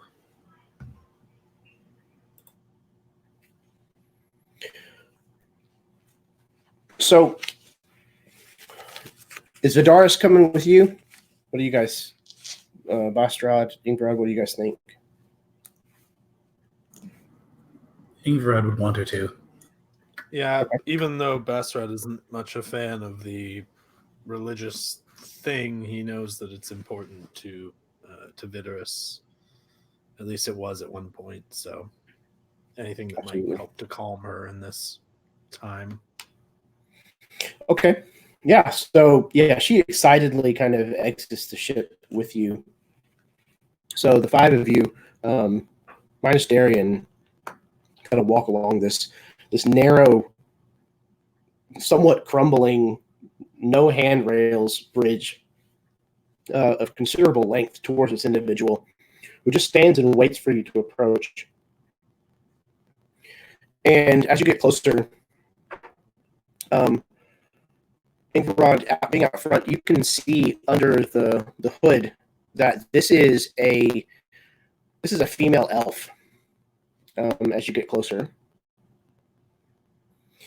and whenever you're close enough to kind of be within reasonable talking distance, she hails you.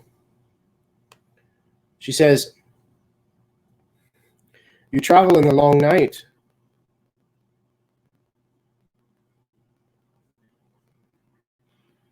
We do. You must have much that you wish to speak to Calidora."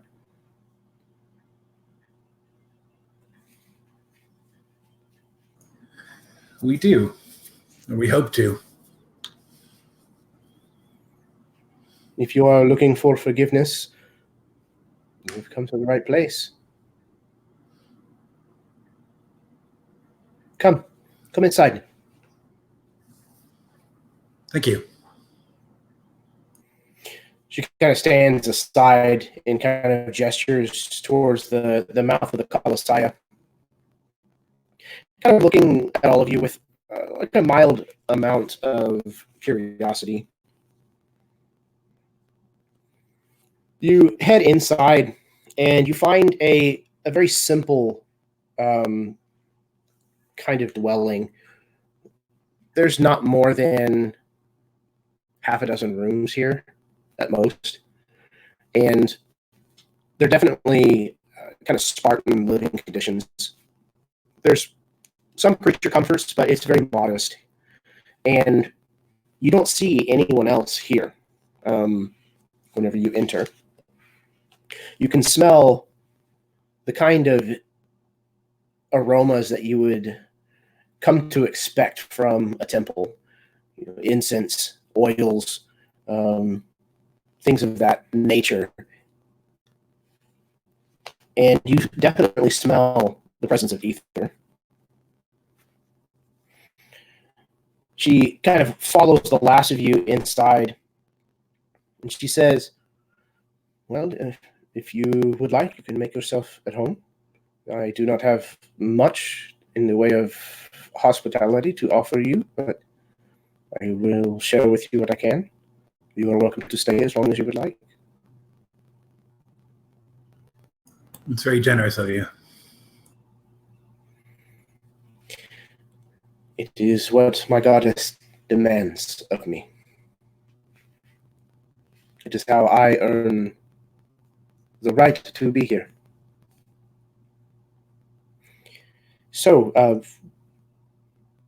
maybe you want to get settled, talk amongst yourselves for a while before we discuss what has brought you to seek out the Colossiah.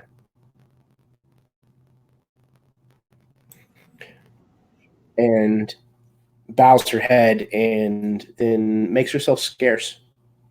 She kind of leaves this main room and leaves the group of you here.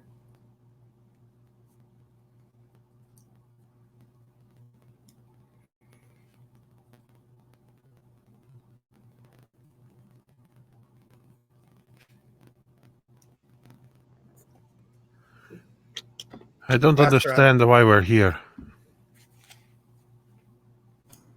This is a god.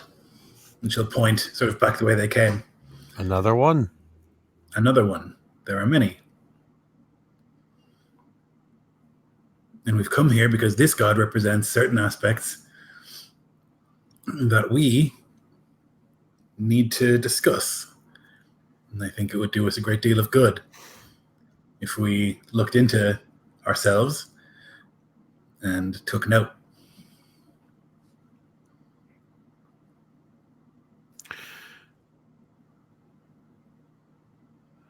We got an airship. We have incredible means now to do what we want, and we travel away from the boredom so that you can take us to church. This is not a church as such. It's a literal God. And we can go wherever we please. We stumbled upon this place. There is something to that, no? Something fate-like, providential, something that seems... It would seem odd to me if we did not stop and speak with this God of atonement and of sacrifice and of bravery, things that we have all gone through. You can't always act. Sometimes you have to think and think about yourself, about the things that you do, how they affect others. All of this will make you happier and healthier.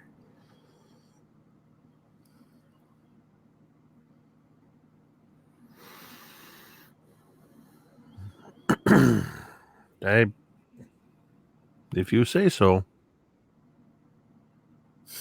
I do. I trust you. Basterad is visibly uncomfortable here. He seems to be kind of watching the floor more than anything. And when he hears you say that, he say that to be happy and healthy, he looks at me. And who's to say we deserve to be happy? Some of the things that we've had to do. Good people don't do those things. Desperate people do those things. We have been desperate for a long time. And you more than most. And this is the God of atonement. And so you can come here and you can speak to the God of the things that have upset you, that have made you do things you did not wish to do, or when you did things that you wish you hadn't done. All of these things can be atoned for. You just have to face them. You can't just bury them, throw them behind you. You keep you keep saying that word atone. And I've always heard you use it when you talk of the Colossiah, but I don't think I fully understand what this word means. What does it mean when you say to atone? It's to make something right. It's to face that you have done a bad thing, a thing that has hurt someone, a thing that has hurt you. To face that and to accept it, to understand it and examine it, and then to let it go. But to make it right in what way? I mean, what is... With you. With yourself. Vidaris pipes up and almost echoes. It is about asking forgiveness of yourself for something that you are ashamed of.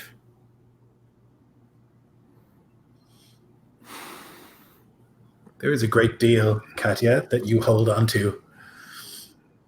And she'll walk over and poke at this part of Katya's furrowed brow. There is a lot. There's a lot of pain there. And here, and she'll squeeze the shoulder. There's a lot of pain there. And you hold this every day, everywhere that you go. And here, and then she'll poke just underneath the rib cage. There's pain there as well. And it follows you no matter where you go, no matter how much you run. It's faster than you. And you face it, and you accept it, and you ask for forgiveness from the gods and from yourself, and that pain will go away.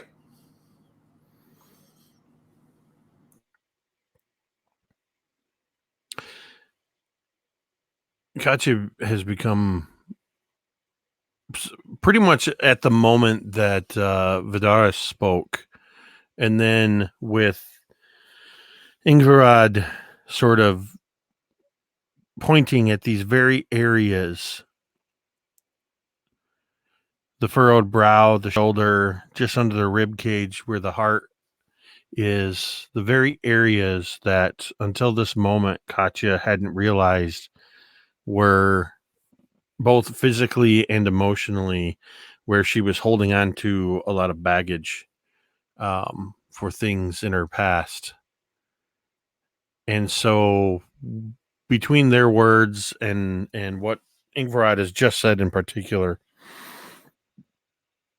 I think you would see a shift in that furrowed brow from the one you're used to seeing, which is that furrowed brow of, why are you telling me this, or why do I have to do what you say, to almost the eyes are sort of shifting around as she's thinking about something, trying to figure something out. And you've given her a new, she's trying to solve a puzzle that she didn't know she was trying to solve, and you just gave her the cipher to solve this puzzle. And she doesn't fully understand it. So it's an introspection. That's the word I was looking for. A lot of words to get there. She's become introspective. And like as Ingvarad kind of points to these places on Katya, she's really looking at Bastarad because she knows that he has it worse than anybody. And he carries around an enormous amount of guilt and shame and hate, and is hoping that like this demonstration will maybe rub off on him in some way. So Haroon has been, while this is going on, he's been observing the architecture of the temple. This seems like a very large temple to be attended by a sole priestess.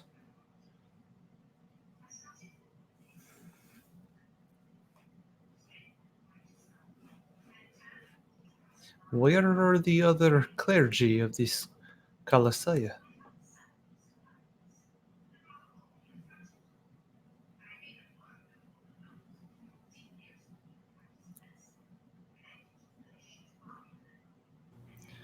Seems all too quiet, except for us.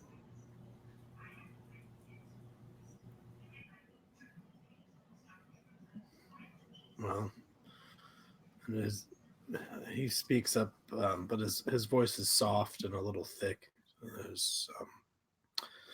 is night. Perhaps the other guardians of this Colossiah have retreated to some safe haven for the time being. It seems treacherous out there. I don't know, though.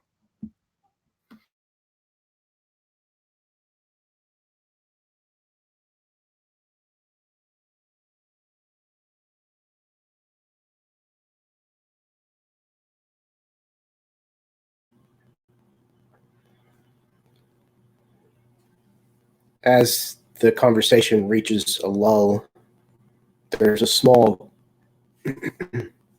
clearing of a voice. And when you look, you see that this priestess has rejoined you in this room, kind of standing at the edge of it in one of the doorways. She says, "Whenever any of you are ready, I can take you before the Undying. You can ask for your forgiveness from Caladora there, if you would like. But please, take as much time as you need." Are you alone here? Aside from the Undying Prophet, yes. I am the High Priestess of Caladora. There is only ever me, only ever one, aside from the Prophet.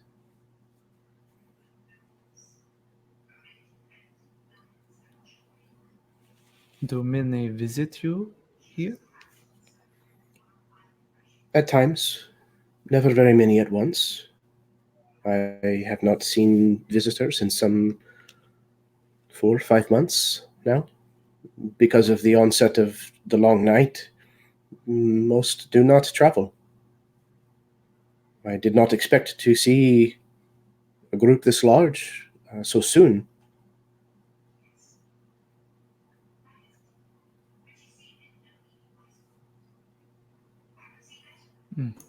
We did not come here by design, but maybe we did come here by design. She kind of nods as if she understands that on some level at least.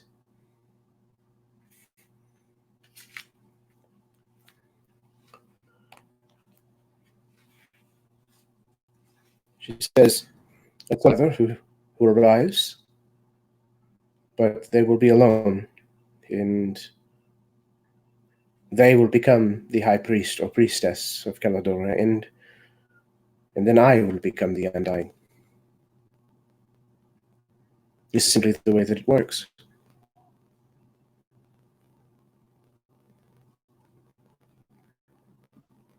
And then what happens to the Undying? The Undying will become a part of the Colossiah. They will ascend.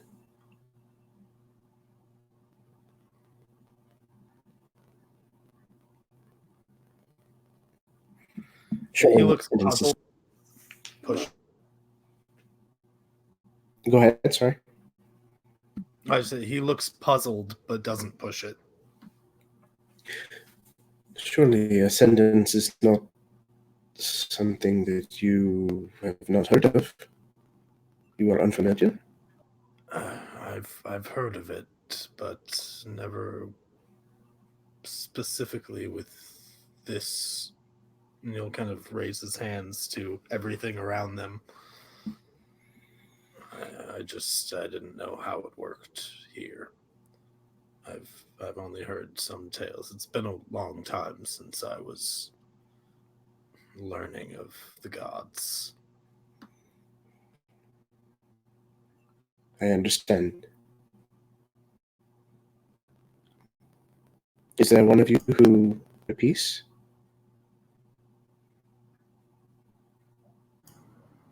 I'll go. Very well. You are a priestess yourself, are you not? I am. What Colossiah do you follow? Who is your patron? She sort of like does a sort of gesture of like, it's kind of all of them. I make things. I see. Perhaps Akun, then. The maker of Mostly. that. This is good. His name is part of my name. She is one of the children of Caladora. Caladora was her mother. If you are ready, then follow me. She'll like turn to the others before she goes. You have to surrender. You have to accept. It's beyond your control now. And just ask for it to be okay. And let it go. And then she'll turn and go in.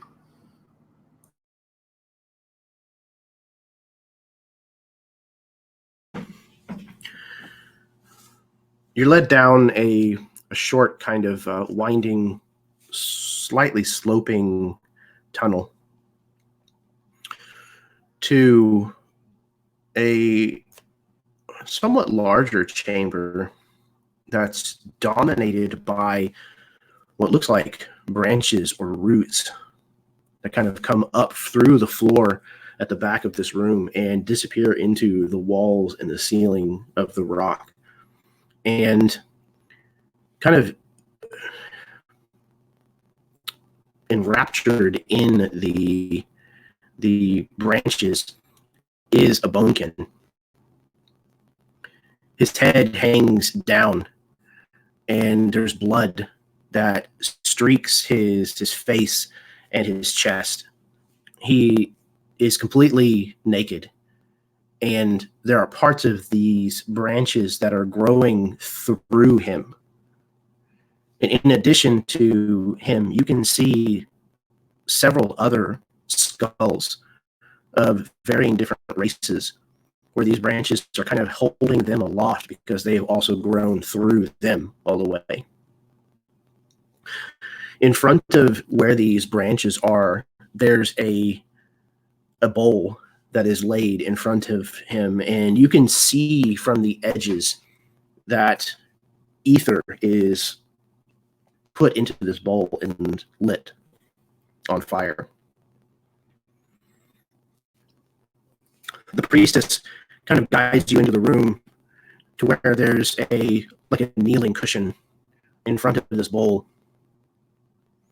and she retrieves a vial of ether and begins to kind of slowly and meticulously, in like a ritualistic fashion, pour this into the bowl, kind of in a spiraling motion almost.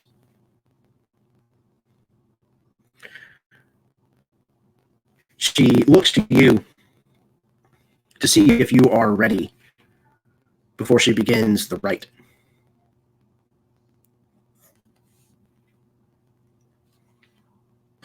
Ingrid will take a deep breath in through her nose and like hold it, and then nod.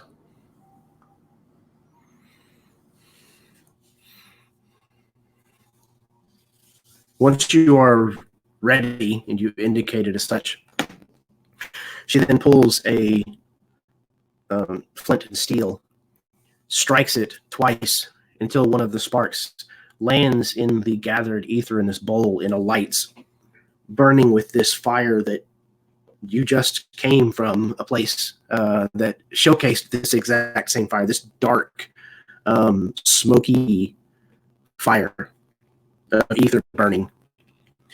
And as it does so, it kind of wafts upwards towards this bunkin, who you can see the chest start rising and falling as he begins to take this ether smoke in kind of these large heaving breaths.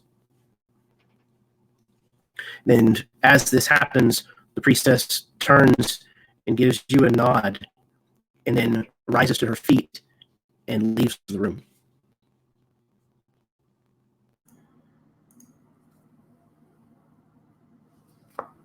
I would seek your blessing if you'll give it.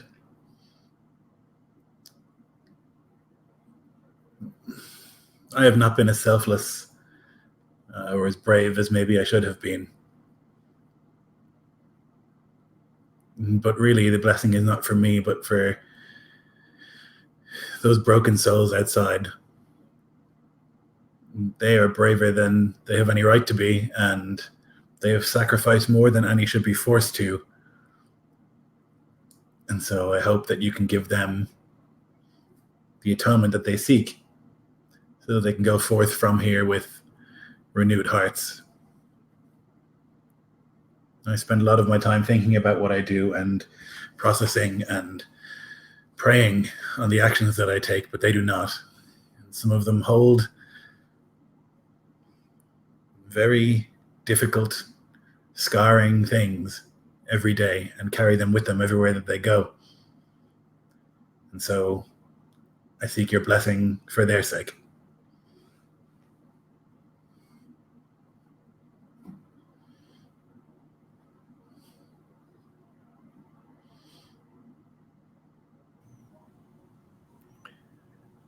These deep breaths continue,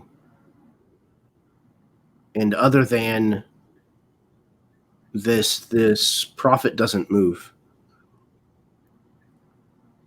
There's a long, quiet that kind of settles in over the room where you are. And eventually, there's a single word that escapes his lips, whispered to you. That word I just sent you in a private message.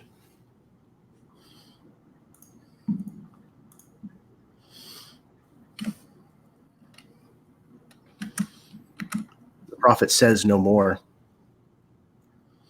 And soon after, the ether has burnt out, leaving the bowl empty again. And he grows into shallowed breaths and still once again. She sort of takes a shaky breath and will like rise from her sitting position, and then like steady herself a little bit so that she can appear more atoned than she feels when she leaves.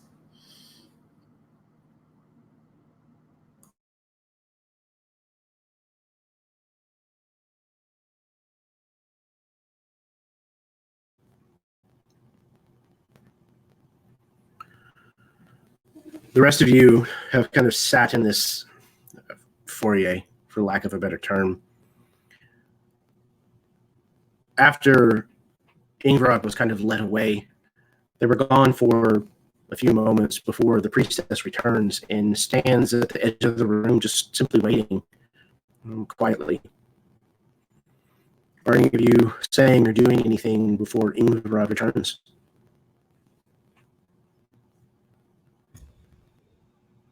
What's in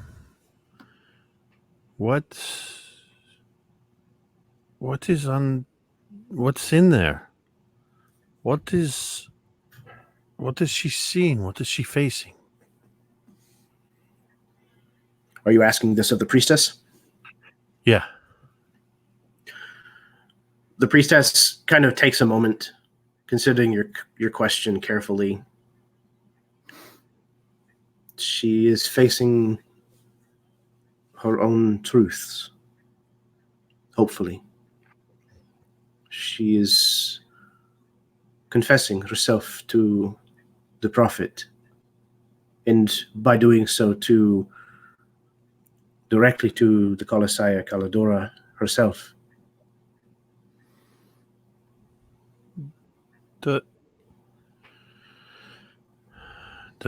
Does it hurt? Unburdening yourself can be difficult, but it hurts no more than carrying around the burdens that you have chosen to carry. And when you are done, it is quite the opposite of painful. It is freeing.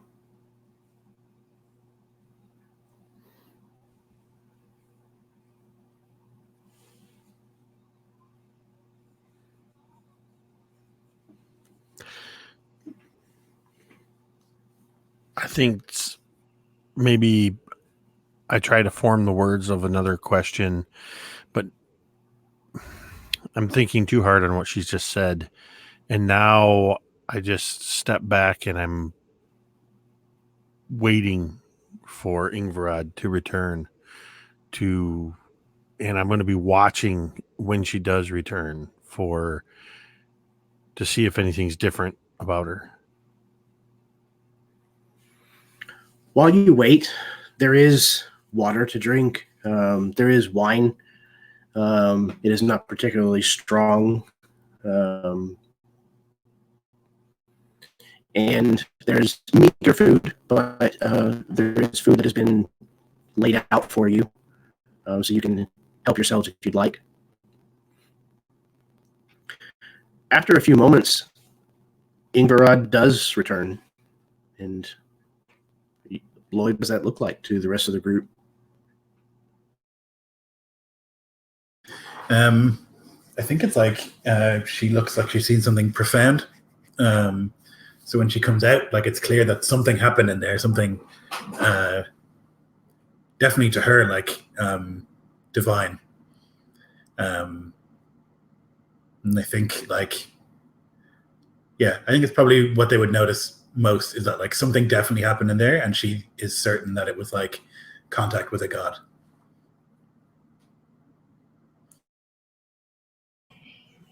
Did you receive the answers that you seek? More questions. Such is their way. And questions can be answers. She says seriously, and then realizes that to anyone who's not Haroon, that's going to sound such wishy-washy priest nonsense, but he'll get it.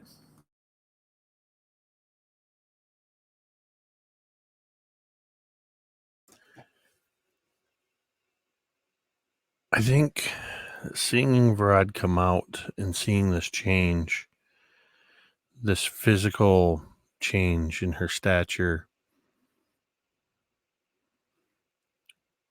Katya is standing before the door Ingvarad has just come out of.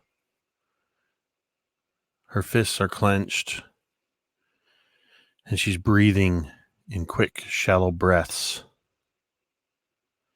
like somebody trying to steel themselves to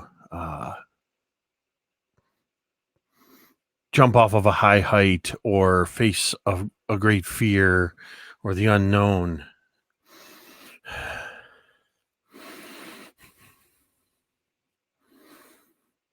And I don't look at anybody. And after a moment, I take a deep breath and I go through the door.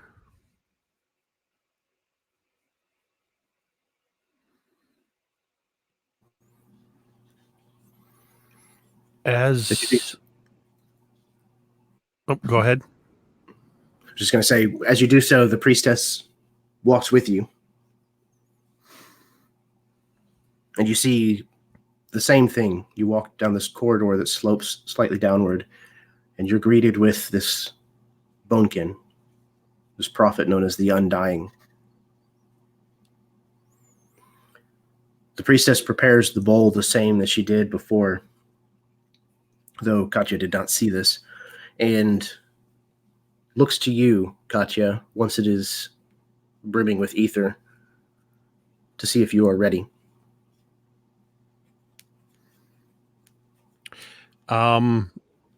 I imagine I'm kind of looking from the prophet to her and just kind of I don't know what I'm supposed to do. The priestess kind of smiles a little and says, "You kneel here, upon this cushion. When I light the ether, it will awaken the Undying, as much as he does awake. I will leave you to your, whatever it is you feel you need to say. When you are done, the ether will burn itself out, and you can return." Okay. She kind of places her hand on your shoulder. "This is not something you should force yourself to do." No,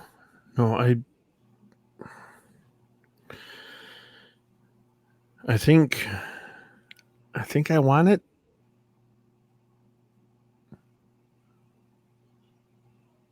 It will be good for you. I promise. If you are ready. In answer, I lower myself to my knees. She gives you a moment longer, and then she strikes the steel against the flint and lights the bowl. It begins to burn with this black fire, and then she too stands and leaves you alone with the Undying. as the aether fire begins to burn, almost in that same flickering pattern, I will the essence of shadow that inhabits my body to sort of manifest itself almost like a cloak.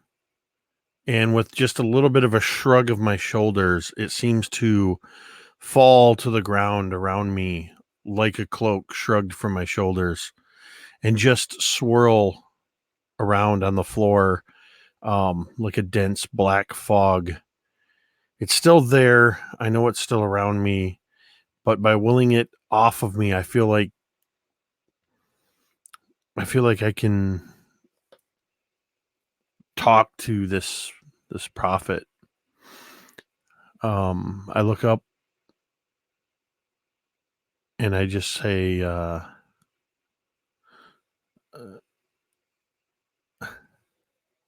hi.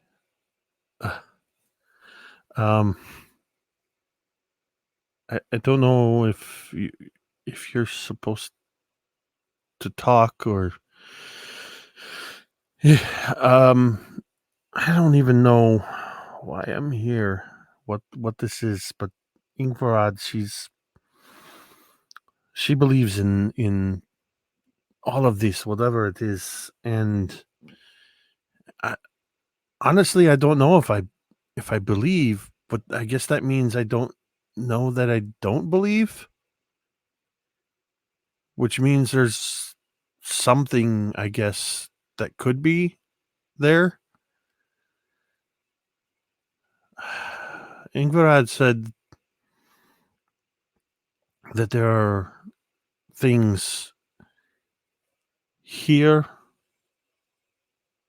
and here and here, and I indicate all the spaces, the exact points, probably still tingling with the sensation of Ingvarad poking her bonekin fingers there. But I think it's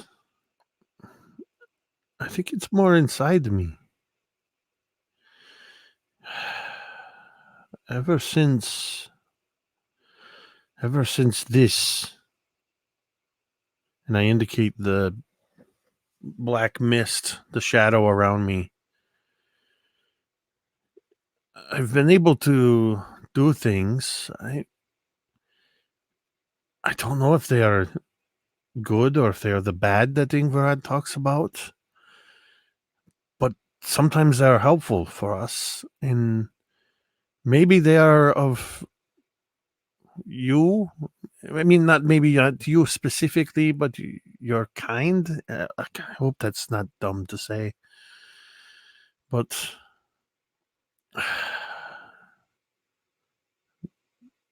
also this, whatever this is, it's the reason.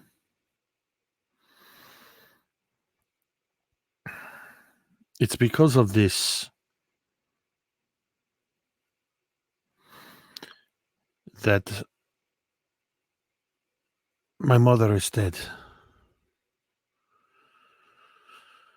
I didn't understand it. I didn't know what it was. I didn't know if it was even of this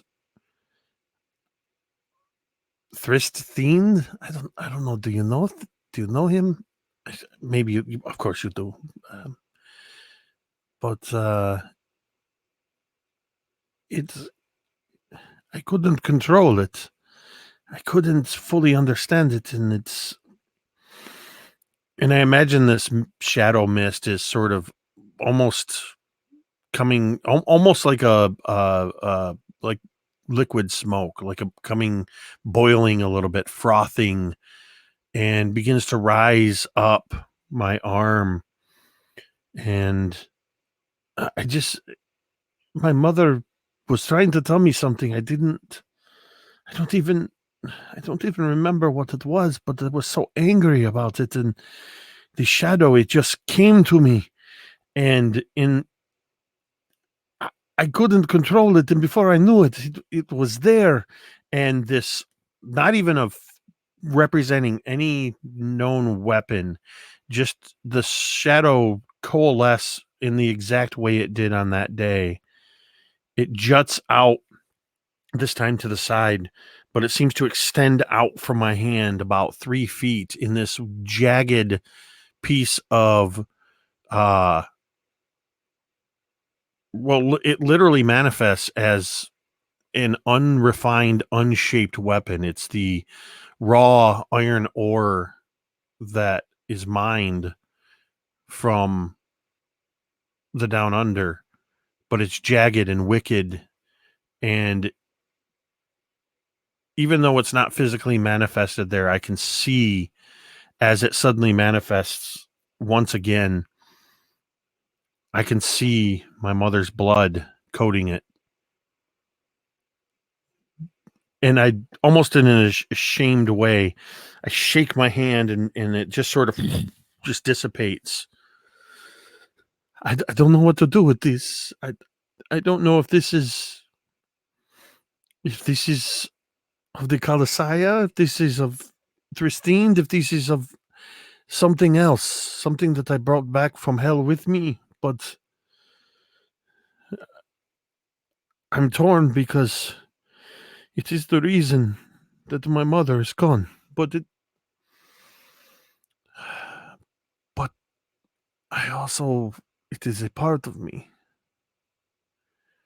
So I guess what I'm trying to say is I want to know if it is, I guess as Ingvarad says, is it right or is it wrong?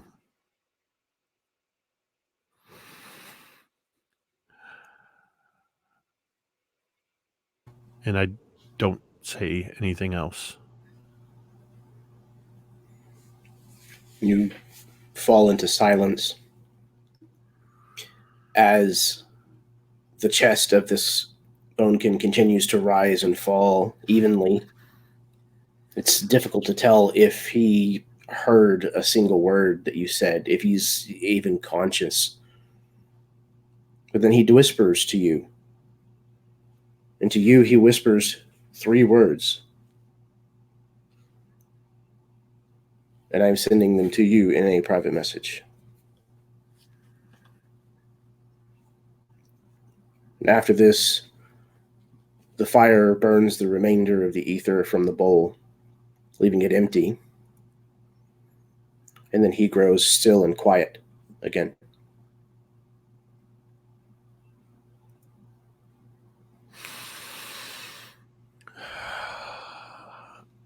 I would rise to my feet and as I stand up, the shadow once again rises up and drapes across my shoulders like a cloak. And looking up at this prophet, the words echoing in my mind, I turn to walk out, and I don't disperse the shadow. I wear it like a mantle. I allow it to maintain its manifestation as a incorporeal shadow cloak that's almost invisible. I think it's more of a shimmer unless you know what you're looking for. But I don't draw it into myself completely. I allow it to partially manifest on the outside. And this time, this is purely mimicking what Ingvarad did, as much as a teenaged dwarven girl can do. I try to stand taller and push my chest out a little bit. And even if it's false, I try to walk out with the same level of confidence that Ingvarad demonstrated.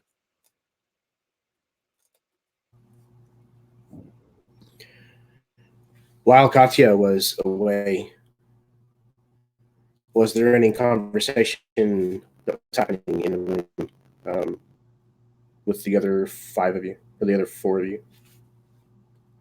Yeah, Basrad would definitely want to ask Ingvarad what happened in there. What will be expected of me if I go? You just have to talk. Tell it what plagues you and what you wish to atone for. Even if it's things you haven't done, things that you wish you had done but weren't able to, just tell it.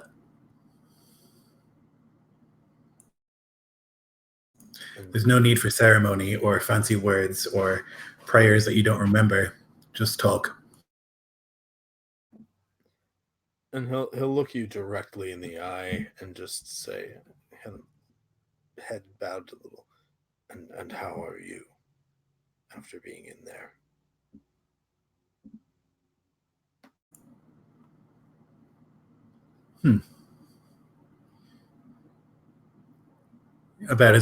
About what I expected.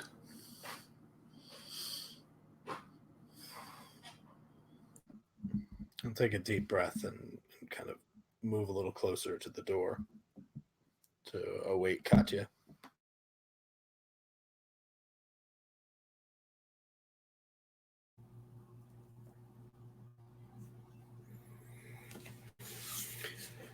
After several moments, Katya returns. And is there anything other than her being tall and proud, at least on the exterior, and this presence of a shadow? Is there anything that Katya says or does when she re-enters?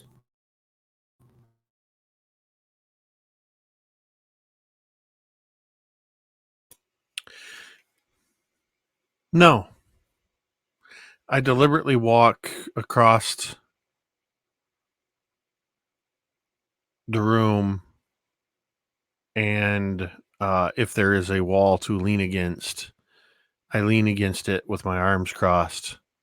Not really looking at anybody, but just with a not in a cocky way, but just in a comfortable way. No longer burdened, at least in the moment, not burdened by uncertainty.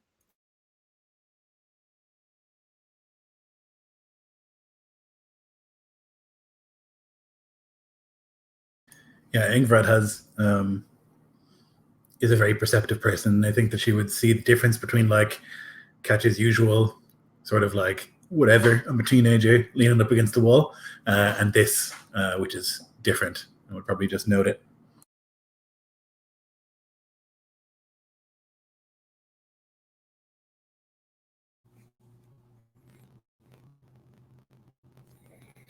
The priestess stands at the edge of the room, not saying anything, just simply waiting.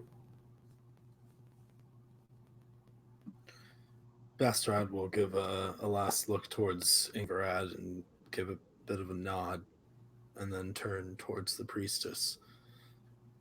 I'm ready. She nods back. Right this way.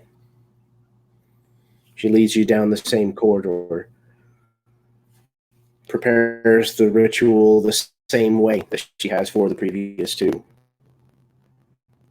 and looks to you before she lights the ether. Are you ready?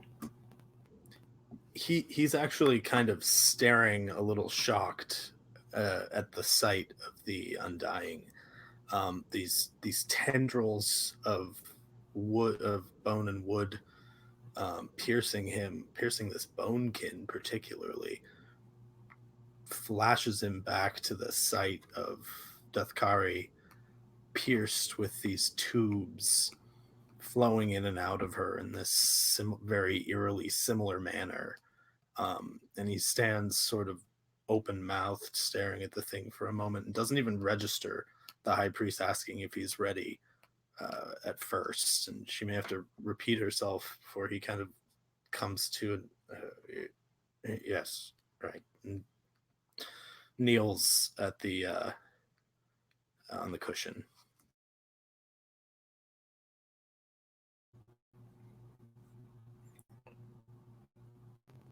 Once more, when it's clear that you are prepared and ready, she strikes the ether and lights it. And then she, too, leaves you by yourself with this prophet. I've been angry for a long time. I've been angry at the gods for abandoning us. I've been angry at the people who sold us on the lies that they still cared. They were still there watching over us. And it's only gotten worse as I've seen people do things in the name of these dead gods, hurt people I care about. And then he starts to kind of, raise his voice a little bit louder, and as this anger keeps growing and building inside me. And he stops and takes a deep breath. I've started to realize that it's exactly what killed Dathkari. Not once, but twice. She died once when she left, and that was my fault. It's only gotten worse. I've got one thing left in this world. Vidaris is the only thing that keeps me going.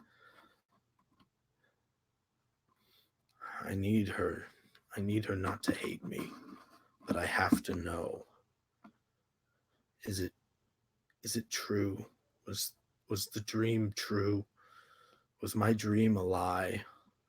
Is any of it real? Are the gods still here, or is it just the ether, just this blood and breath of them just whispering to us still? Is there anything left?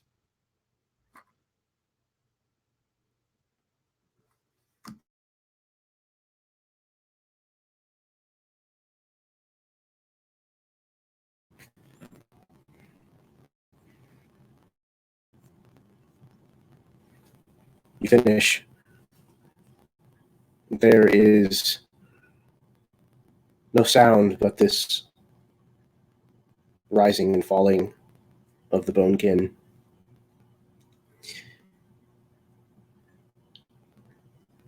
Eventually,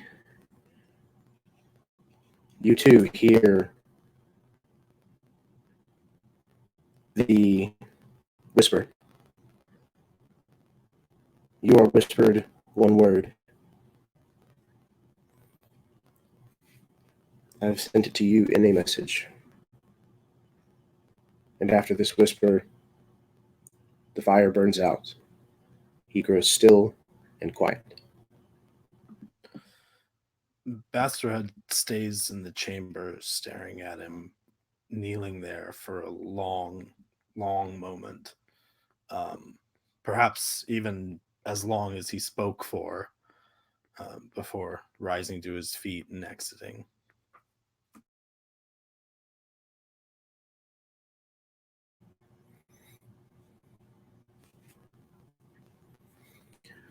Was anything said or done while Basterhead was gone from the room?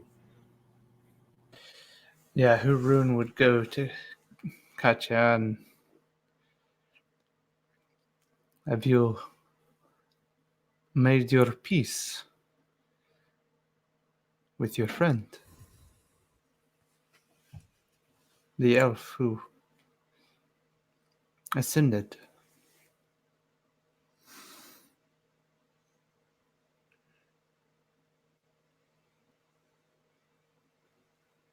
I think there might be a flicker of just a quick moment of her expression, a micro expression change as she realizes she completely forgot to even think about kelp while she was before this Colossiah. Before she just looks at Harun and says, I did. I don't know that I have a full understanding of everything that is about the Colossiah or this place, but if they speak on behalf of the Colossiah, then I have been spoken to, and I feel like I have answers I didn't have before. And Haroon would kneel down on one knee so that he was pretty much eye level with Katya. And then he would look at you in the eye and extend a hand as his forefinger touches just the top of your chest where your heart would be. Ingvarad had pointed out many places, but I can see that here you have released a heavy burden. You are lighter.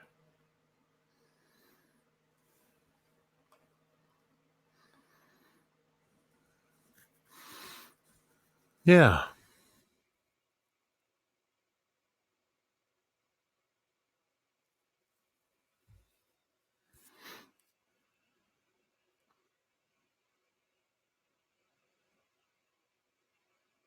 I guess there's this awkward silence as Katya actually meets your gaze. It's not often she can look any of you in the eye directly like this.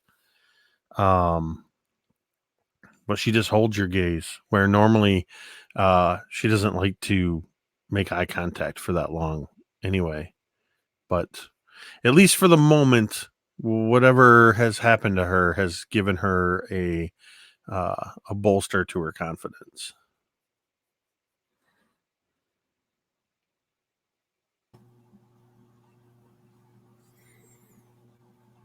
And what does everyone see when Bastarad rejoins the group? Unlike Katya, who seems to have had a weight lifted off of her, it seems like Bastard weighs 25 pounds more than he did when he went in the door. He's just a little more slumped over, and yeah, that's about it. He seems a little heavy and a little dejected somehow.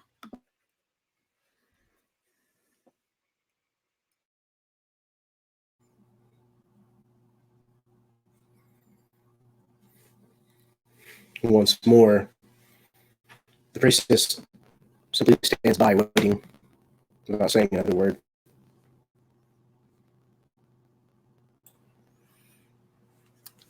And Haroon would stand, and he would approach the priestess. I suppose it is now my turn to speak to the Undying. She kind of studies you for a moment. You should not do this out of obligation. No. It is time. Very well. This way. She then leads you down the corridor and into this room, where once again she prepares the rite, pouring the ether into the bowl and waiting to see if you are ready.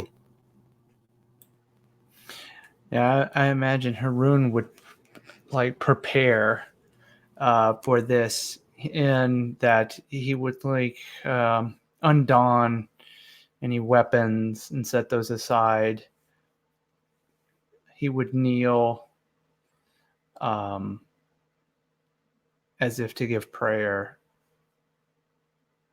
preparing more as if he was performing, any of his morning prayers or evening prayers, that kind of thing, as she makes her preparations.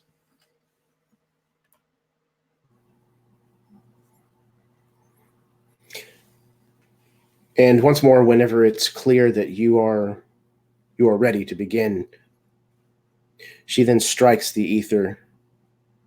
It alights with black flame. She rises and leaves you.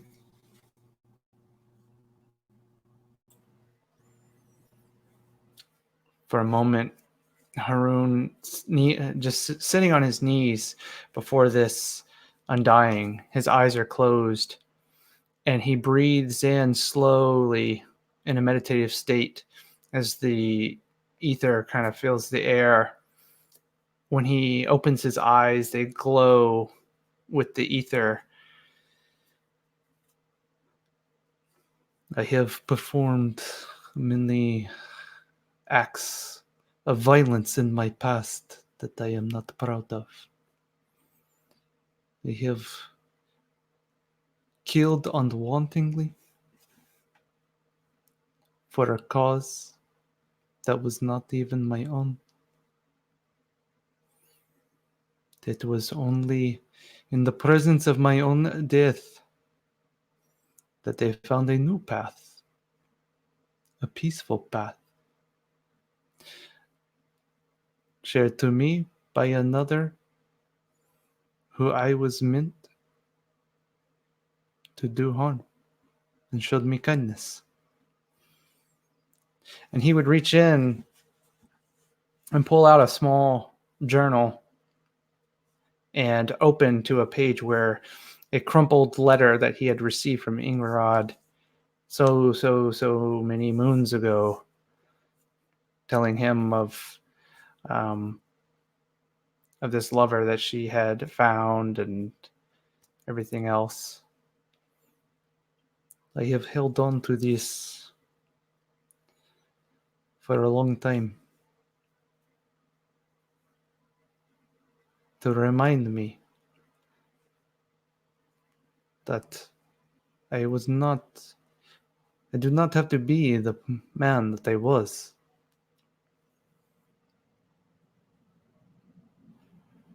But this was a different time. Times have changed. And it is time that I let this part of myself go. And with that, he takes this crumpled letter without opening it, just still in the envelope, and he places it over the ether bowl so that it burns into ash. And he sits back on his knees and closes his eyes, and again, in slow meditative breaths, just kind of breathes in and breathes out, kind of matching the same rhythmic breathing as the bonekin or the undying in the room. You've fallen into this rhythm of matched breathing,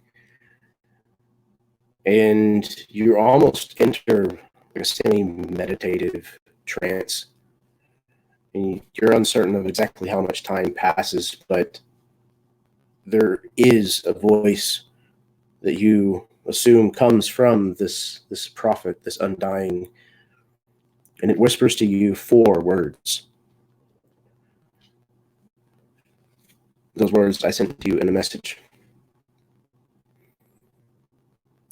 And once this has happened, the fire consumes the remainder of the letter, leaving nothing but ash as the ether burns out,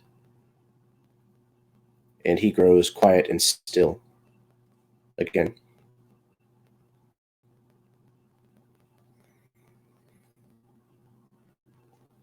As Haroon was absent from the room,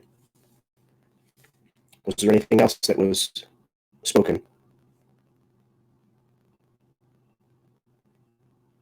I don't think spoken, but Ingvarad would like go and sit next to Bastarad, and just like be near him, and like see if he wants any sort of support or not, but just like be closer, and like sort of silently supporting.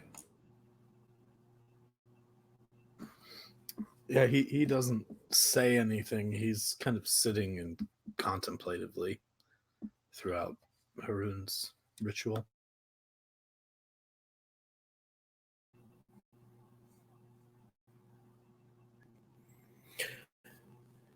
And is there anything noticeably different or readily obvious about Haroon whenever he returns?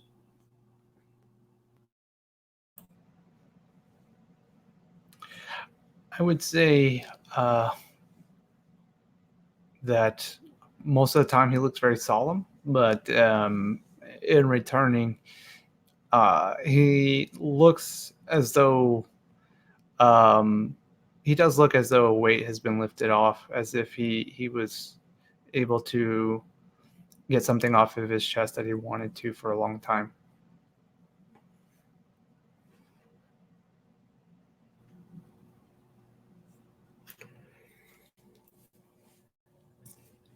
At this point, Vidaris also stands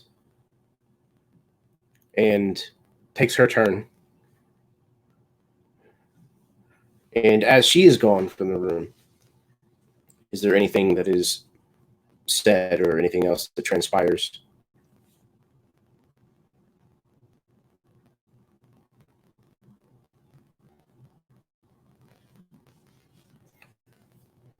After several long moments, the bone-kin youth returns, and it's very clear that she's been crying. She's very emotional, but also seems as though she has been through a bit of catharsis. It seems like a good, healthy kind of cry that she's had.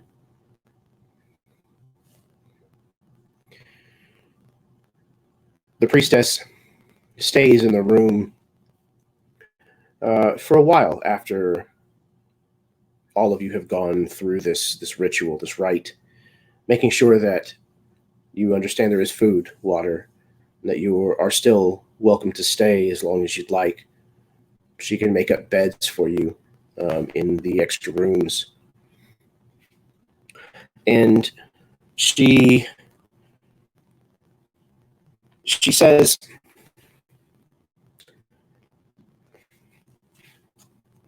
I understand that what you have been through is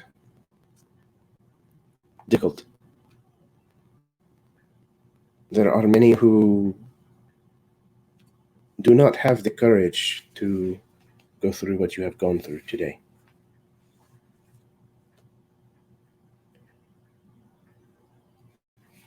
Kaladora thanks you.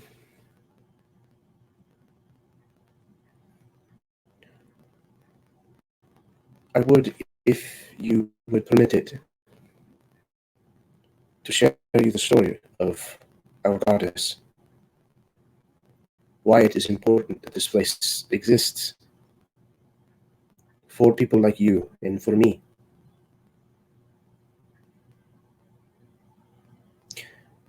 She thinks for a moment and she says, come with me, please. And she leaves the direction that you came to this place through the mouth of the Colossiah.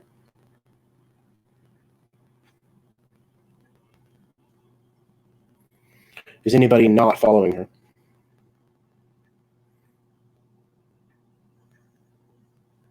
Okay. You step out onto the bridge. In the blue, pale glow of the moon. And she steps several paces down this bridge before kind of turning and looking back at the Colossiah. And she says, she was a mother, you know, to 3 children, Akun, Madakona, and Tarlok. One day, another god giant, who is now long forgotten, came upon their family and demanded all that they had. She offered herself instead, so that her children may yet live. Instead of taking her, he chose to kill her for her defiance. He shoved his spear into the hands of the youngest of her children, Tarlok, and forced him to do it. The boy was too young and too weak, and the strike was not fatal. As a matter of mercy, Akun and Madakona immediately took up their own spears and drove them through their mother's heart. Those spears, she indicates two projections far beneath you that stick from the ribcage of this Colossiah. Those spears represent atonement and sacrifice. The first spear, the one on which we now stand upon, this spear represents bravery.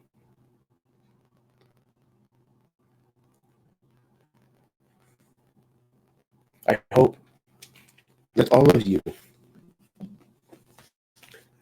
have left something here.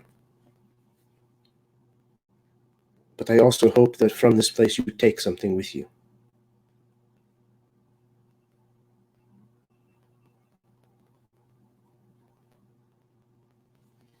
Come,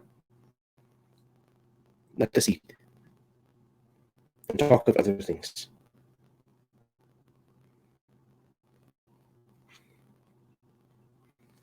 Bastrad lingers on the bridge for just a moment, looking down at the spears, and in his mind he sees himself in the form of one of these older Colossiah children shoving the spear into this massive behemoth's chest.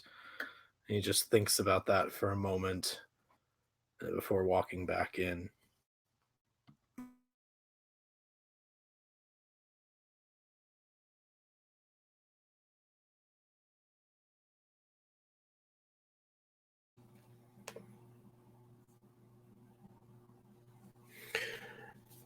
So, is there anything else that your characters are thinking, doing, saying?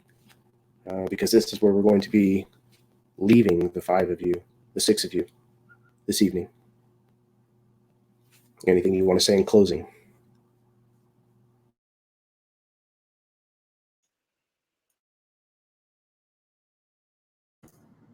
Not really. No, Bastrad is particularly quiet throughout the meal. Just thinking hard about everything that he's experienced and what was said to him. So as a pensive silence kind of lingers throughout the meal, we kind of pull away and see this formation, this Colossiah, and the ship kind of lingering at the end of this massive spear.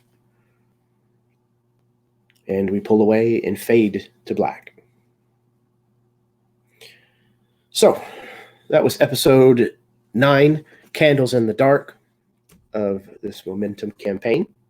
I'm going to toss things over to the players so that they can do their outros if they'd like, plug anything they want, and then we'll put a bow on it until next time. So, we'll start with Lloyd. Yeah, great. That was like super. This is a game in which I've seen like more religious and like spiritual than any other game that I played in, I think. And it's maybe because I'm playing a cleric, but I think it's not even just because of that. Like, there's a lot of focus on like that inner something, and that's always really satisfying. I again got to do the atheist explains faith to people in this game, which I love every time we play. It's always really satisfying. But yeah, great. Thanks very much, Jeremy, and thanks, guys.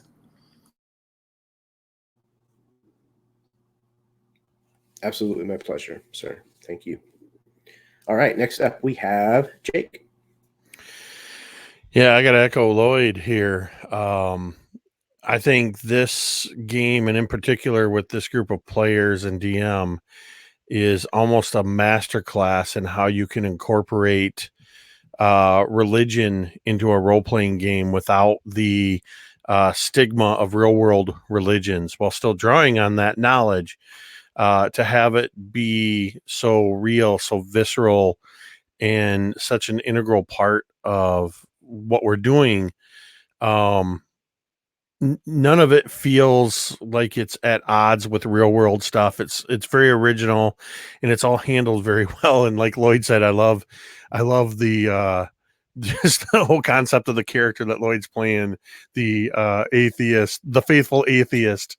So I absolutely love that. I think just you're presenting it in a phenomenal way, Jeremy, that just naturally leads us, regardless of how our characters are navigating this, allows us to treat it in a, I don't know if respectful is the right word, but in a respectful way. And I think it's fascinating. And this is interesting to take my character through this kind of process, because already over I think in the last 2 or 3 sessions, she's doing things that I didn't expect her to do. So I thought I was going to go in a different direction after today's session, prior to today's session. But after going before that prophet, I just got a whole different direction in mind. So this is just amazing, absolutely amazing. And I if we could, I would love to be able to explore this more often, but it makes it that much more awesome when we do get together. It's worth the wait. Excellent, man. I appreciate that very, very much. Yeah, once a month, it definitely feels like a long period of time, especially if we end up missing a session. It makes it feel painfully long. But yeah, there is something to be said for the absence makes the heart grow fonder. And you guys nail it every single time. And I love the depth that you guys bring to your characters, and like you said, the reverence that you show for the religion that is being portrayed in this setting, because it is such an integrated part of the setting. And you guys are absolutely nailing the feel that I want for this world. So thank you. All right, next up is Austin. As always, thank you so much. Had a lot of fun. It's always great playing with all you guys. I really enjoyed watching it go from like the true believer to the agnostic, or like and then the atheist, like just one after the other of somebody. Like that was a great way to kind of showcase that too. Yeah, it was a lot of fun getting to try to figure out the way to interact with something from that position of like, okay, I believe this is total bullshit, but I like the people around me and they believe in it, and I'm pretty unsure. Might as well give it a shot, see what happens, see what I can get out of it. And you did not disappoint. I loved your little secretive words to everybody. I'm just dying to know. Part of me was like thinking like maybe I should just write down how many words each of them got, try to figure it out over time. But no, that was fantastic. I had a blast. Excellent. Yeah, I'm eager to see how all of that information will end up coming out, and or what you guys are going to end up doing with it. I'm eager to see that. So, all right. Last but certainly not least, Alan. Jeremy, as always, excellent game. As everyone said, the spirituality of this world affects all the characters, whether they're playing a religious character such as a cleric or a paladin or not. I like how the deities of this world are really a part of it. It's not just hand waved as far as these entities that are so far removed from the world, yet they grant power in some shape or form. I also really like the plot device in this session where you gave each character, and this was mentioned in the chat, but I want to say that it was really good plot device that you gave each character to give a little history of themselves. And it didn't feel forced. It wasn't like in a situation where the player was all like, "Let me tell you about my backstory, guys. This is where I'm at with this."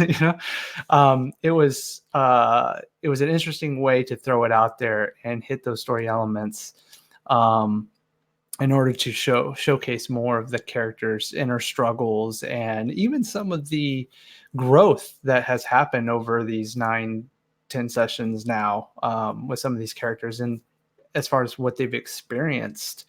And I think that's great, because I think a lot of times when you're playing a role-playing game, you focus on the mechanics, right? Gaining experience and changing the mechanics and abilities.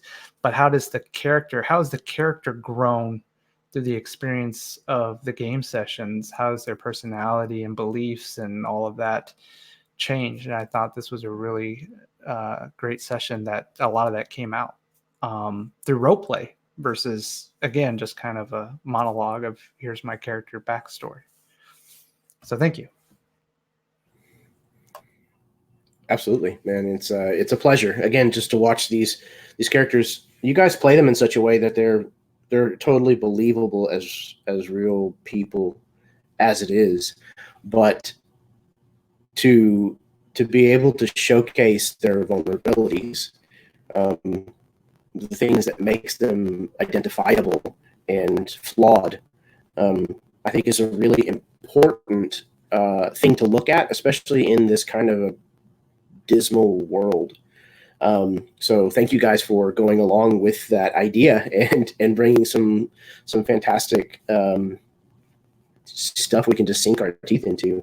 I'm very, very anxious to see how some of this might play out now that it's kind of been brought to the forefront of your characters' minds, and how it may kind of color things to come. Awesome. Well, thank you, everyone. Jeff, we miss you, buddy. I hope you're doing good. If we want, we can retroactively kind of work in a scene where Darian kind of went to do this with the Undying as well.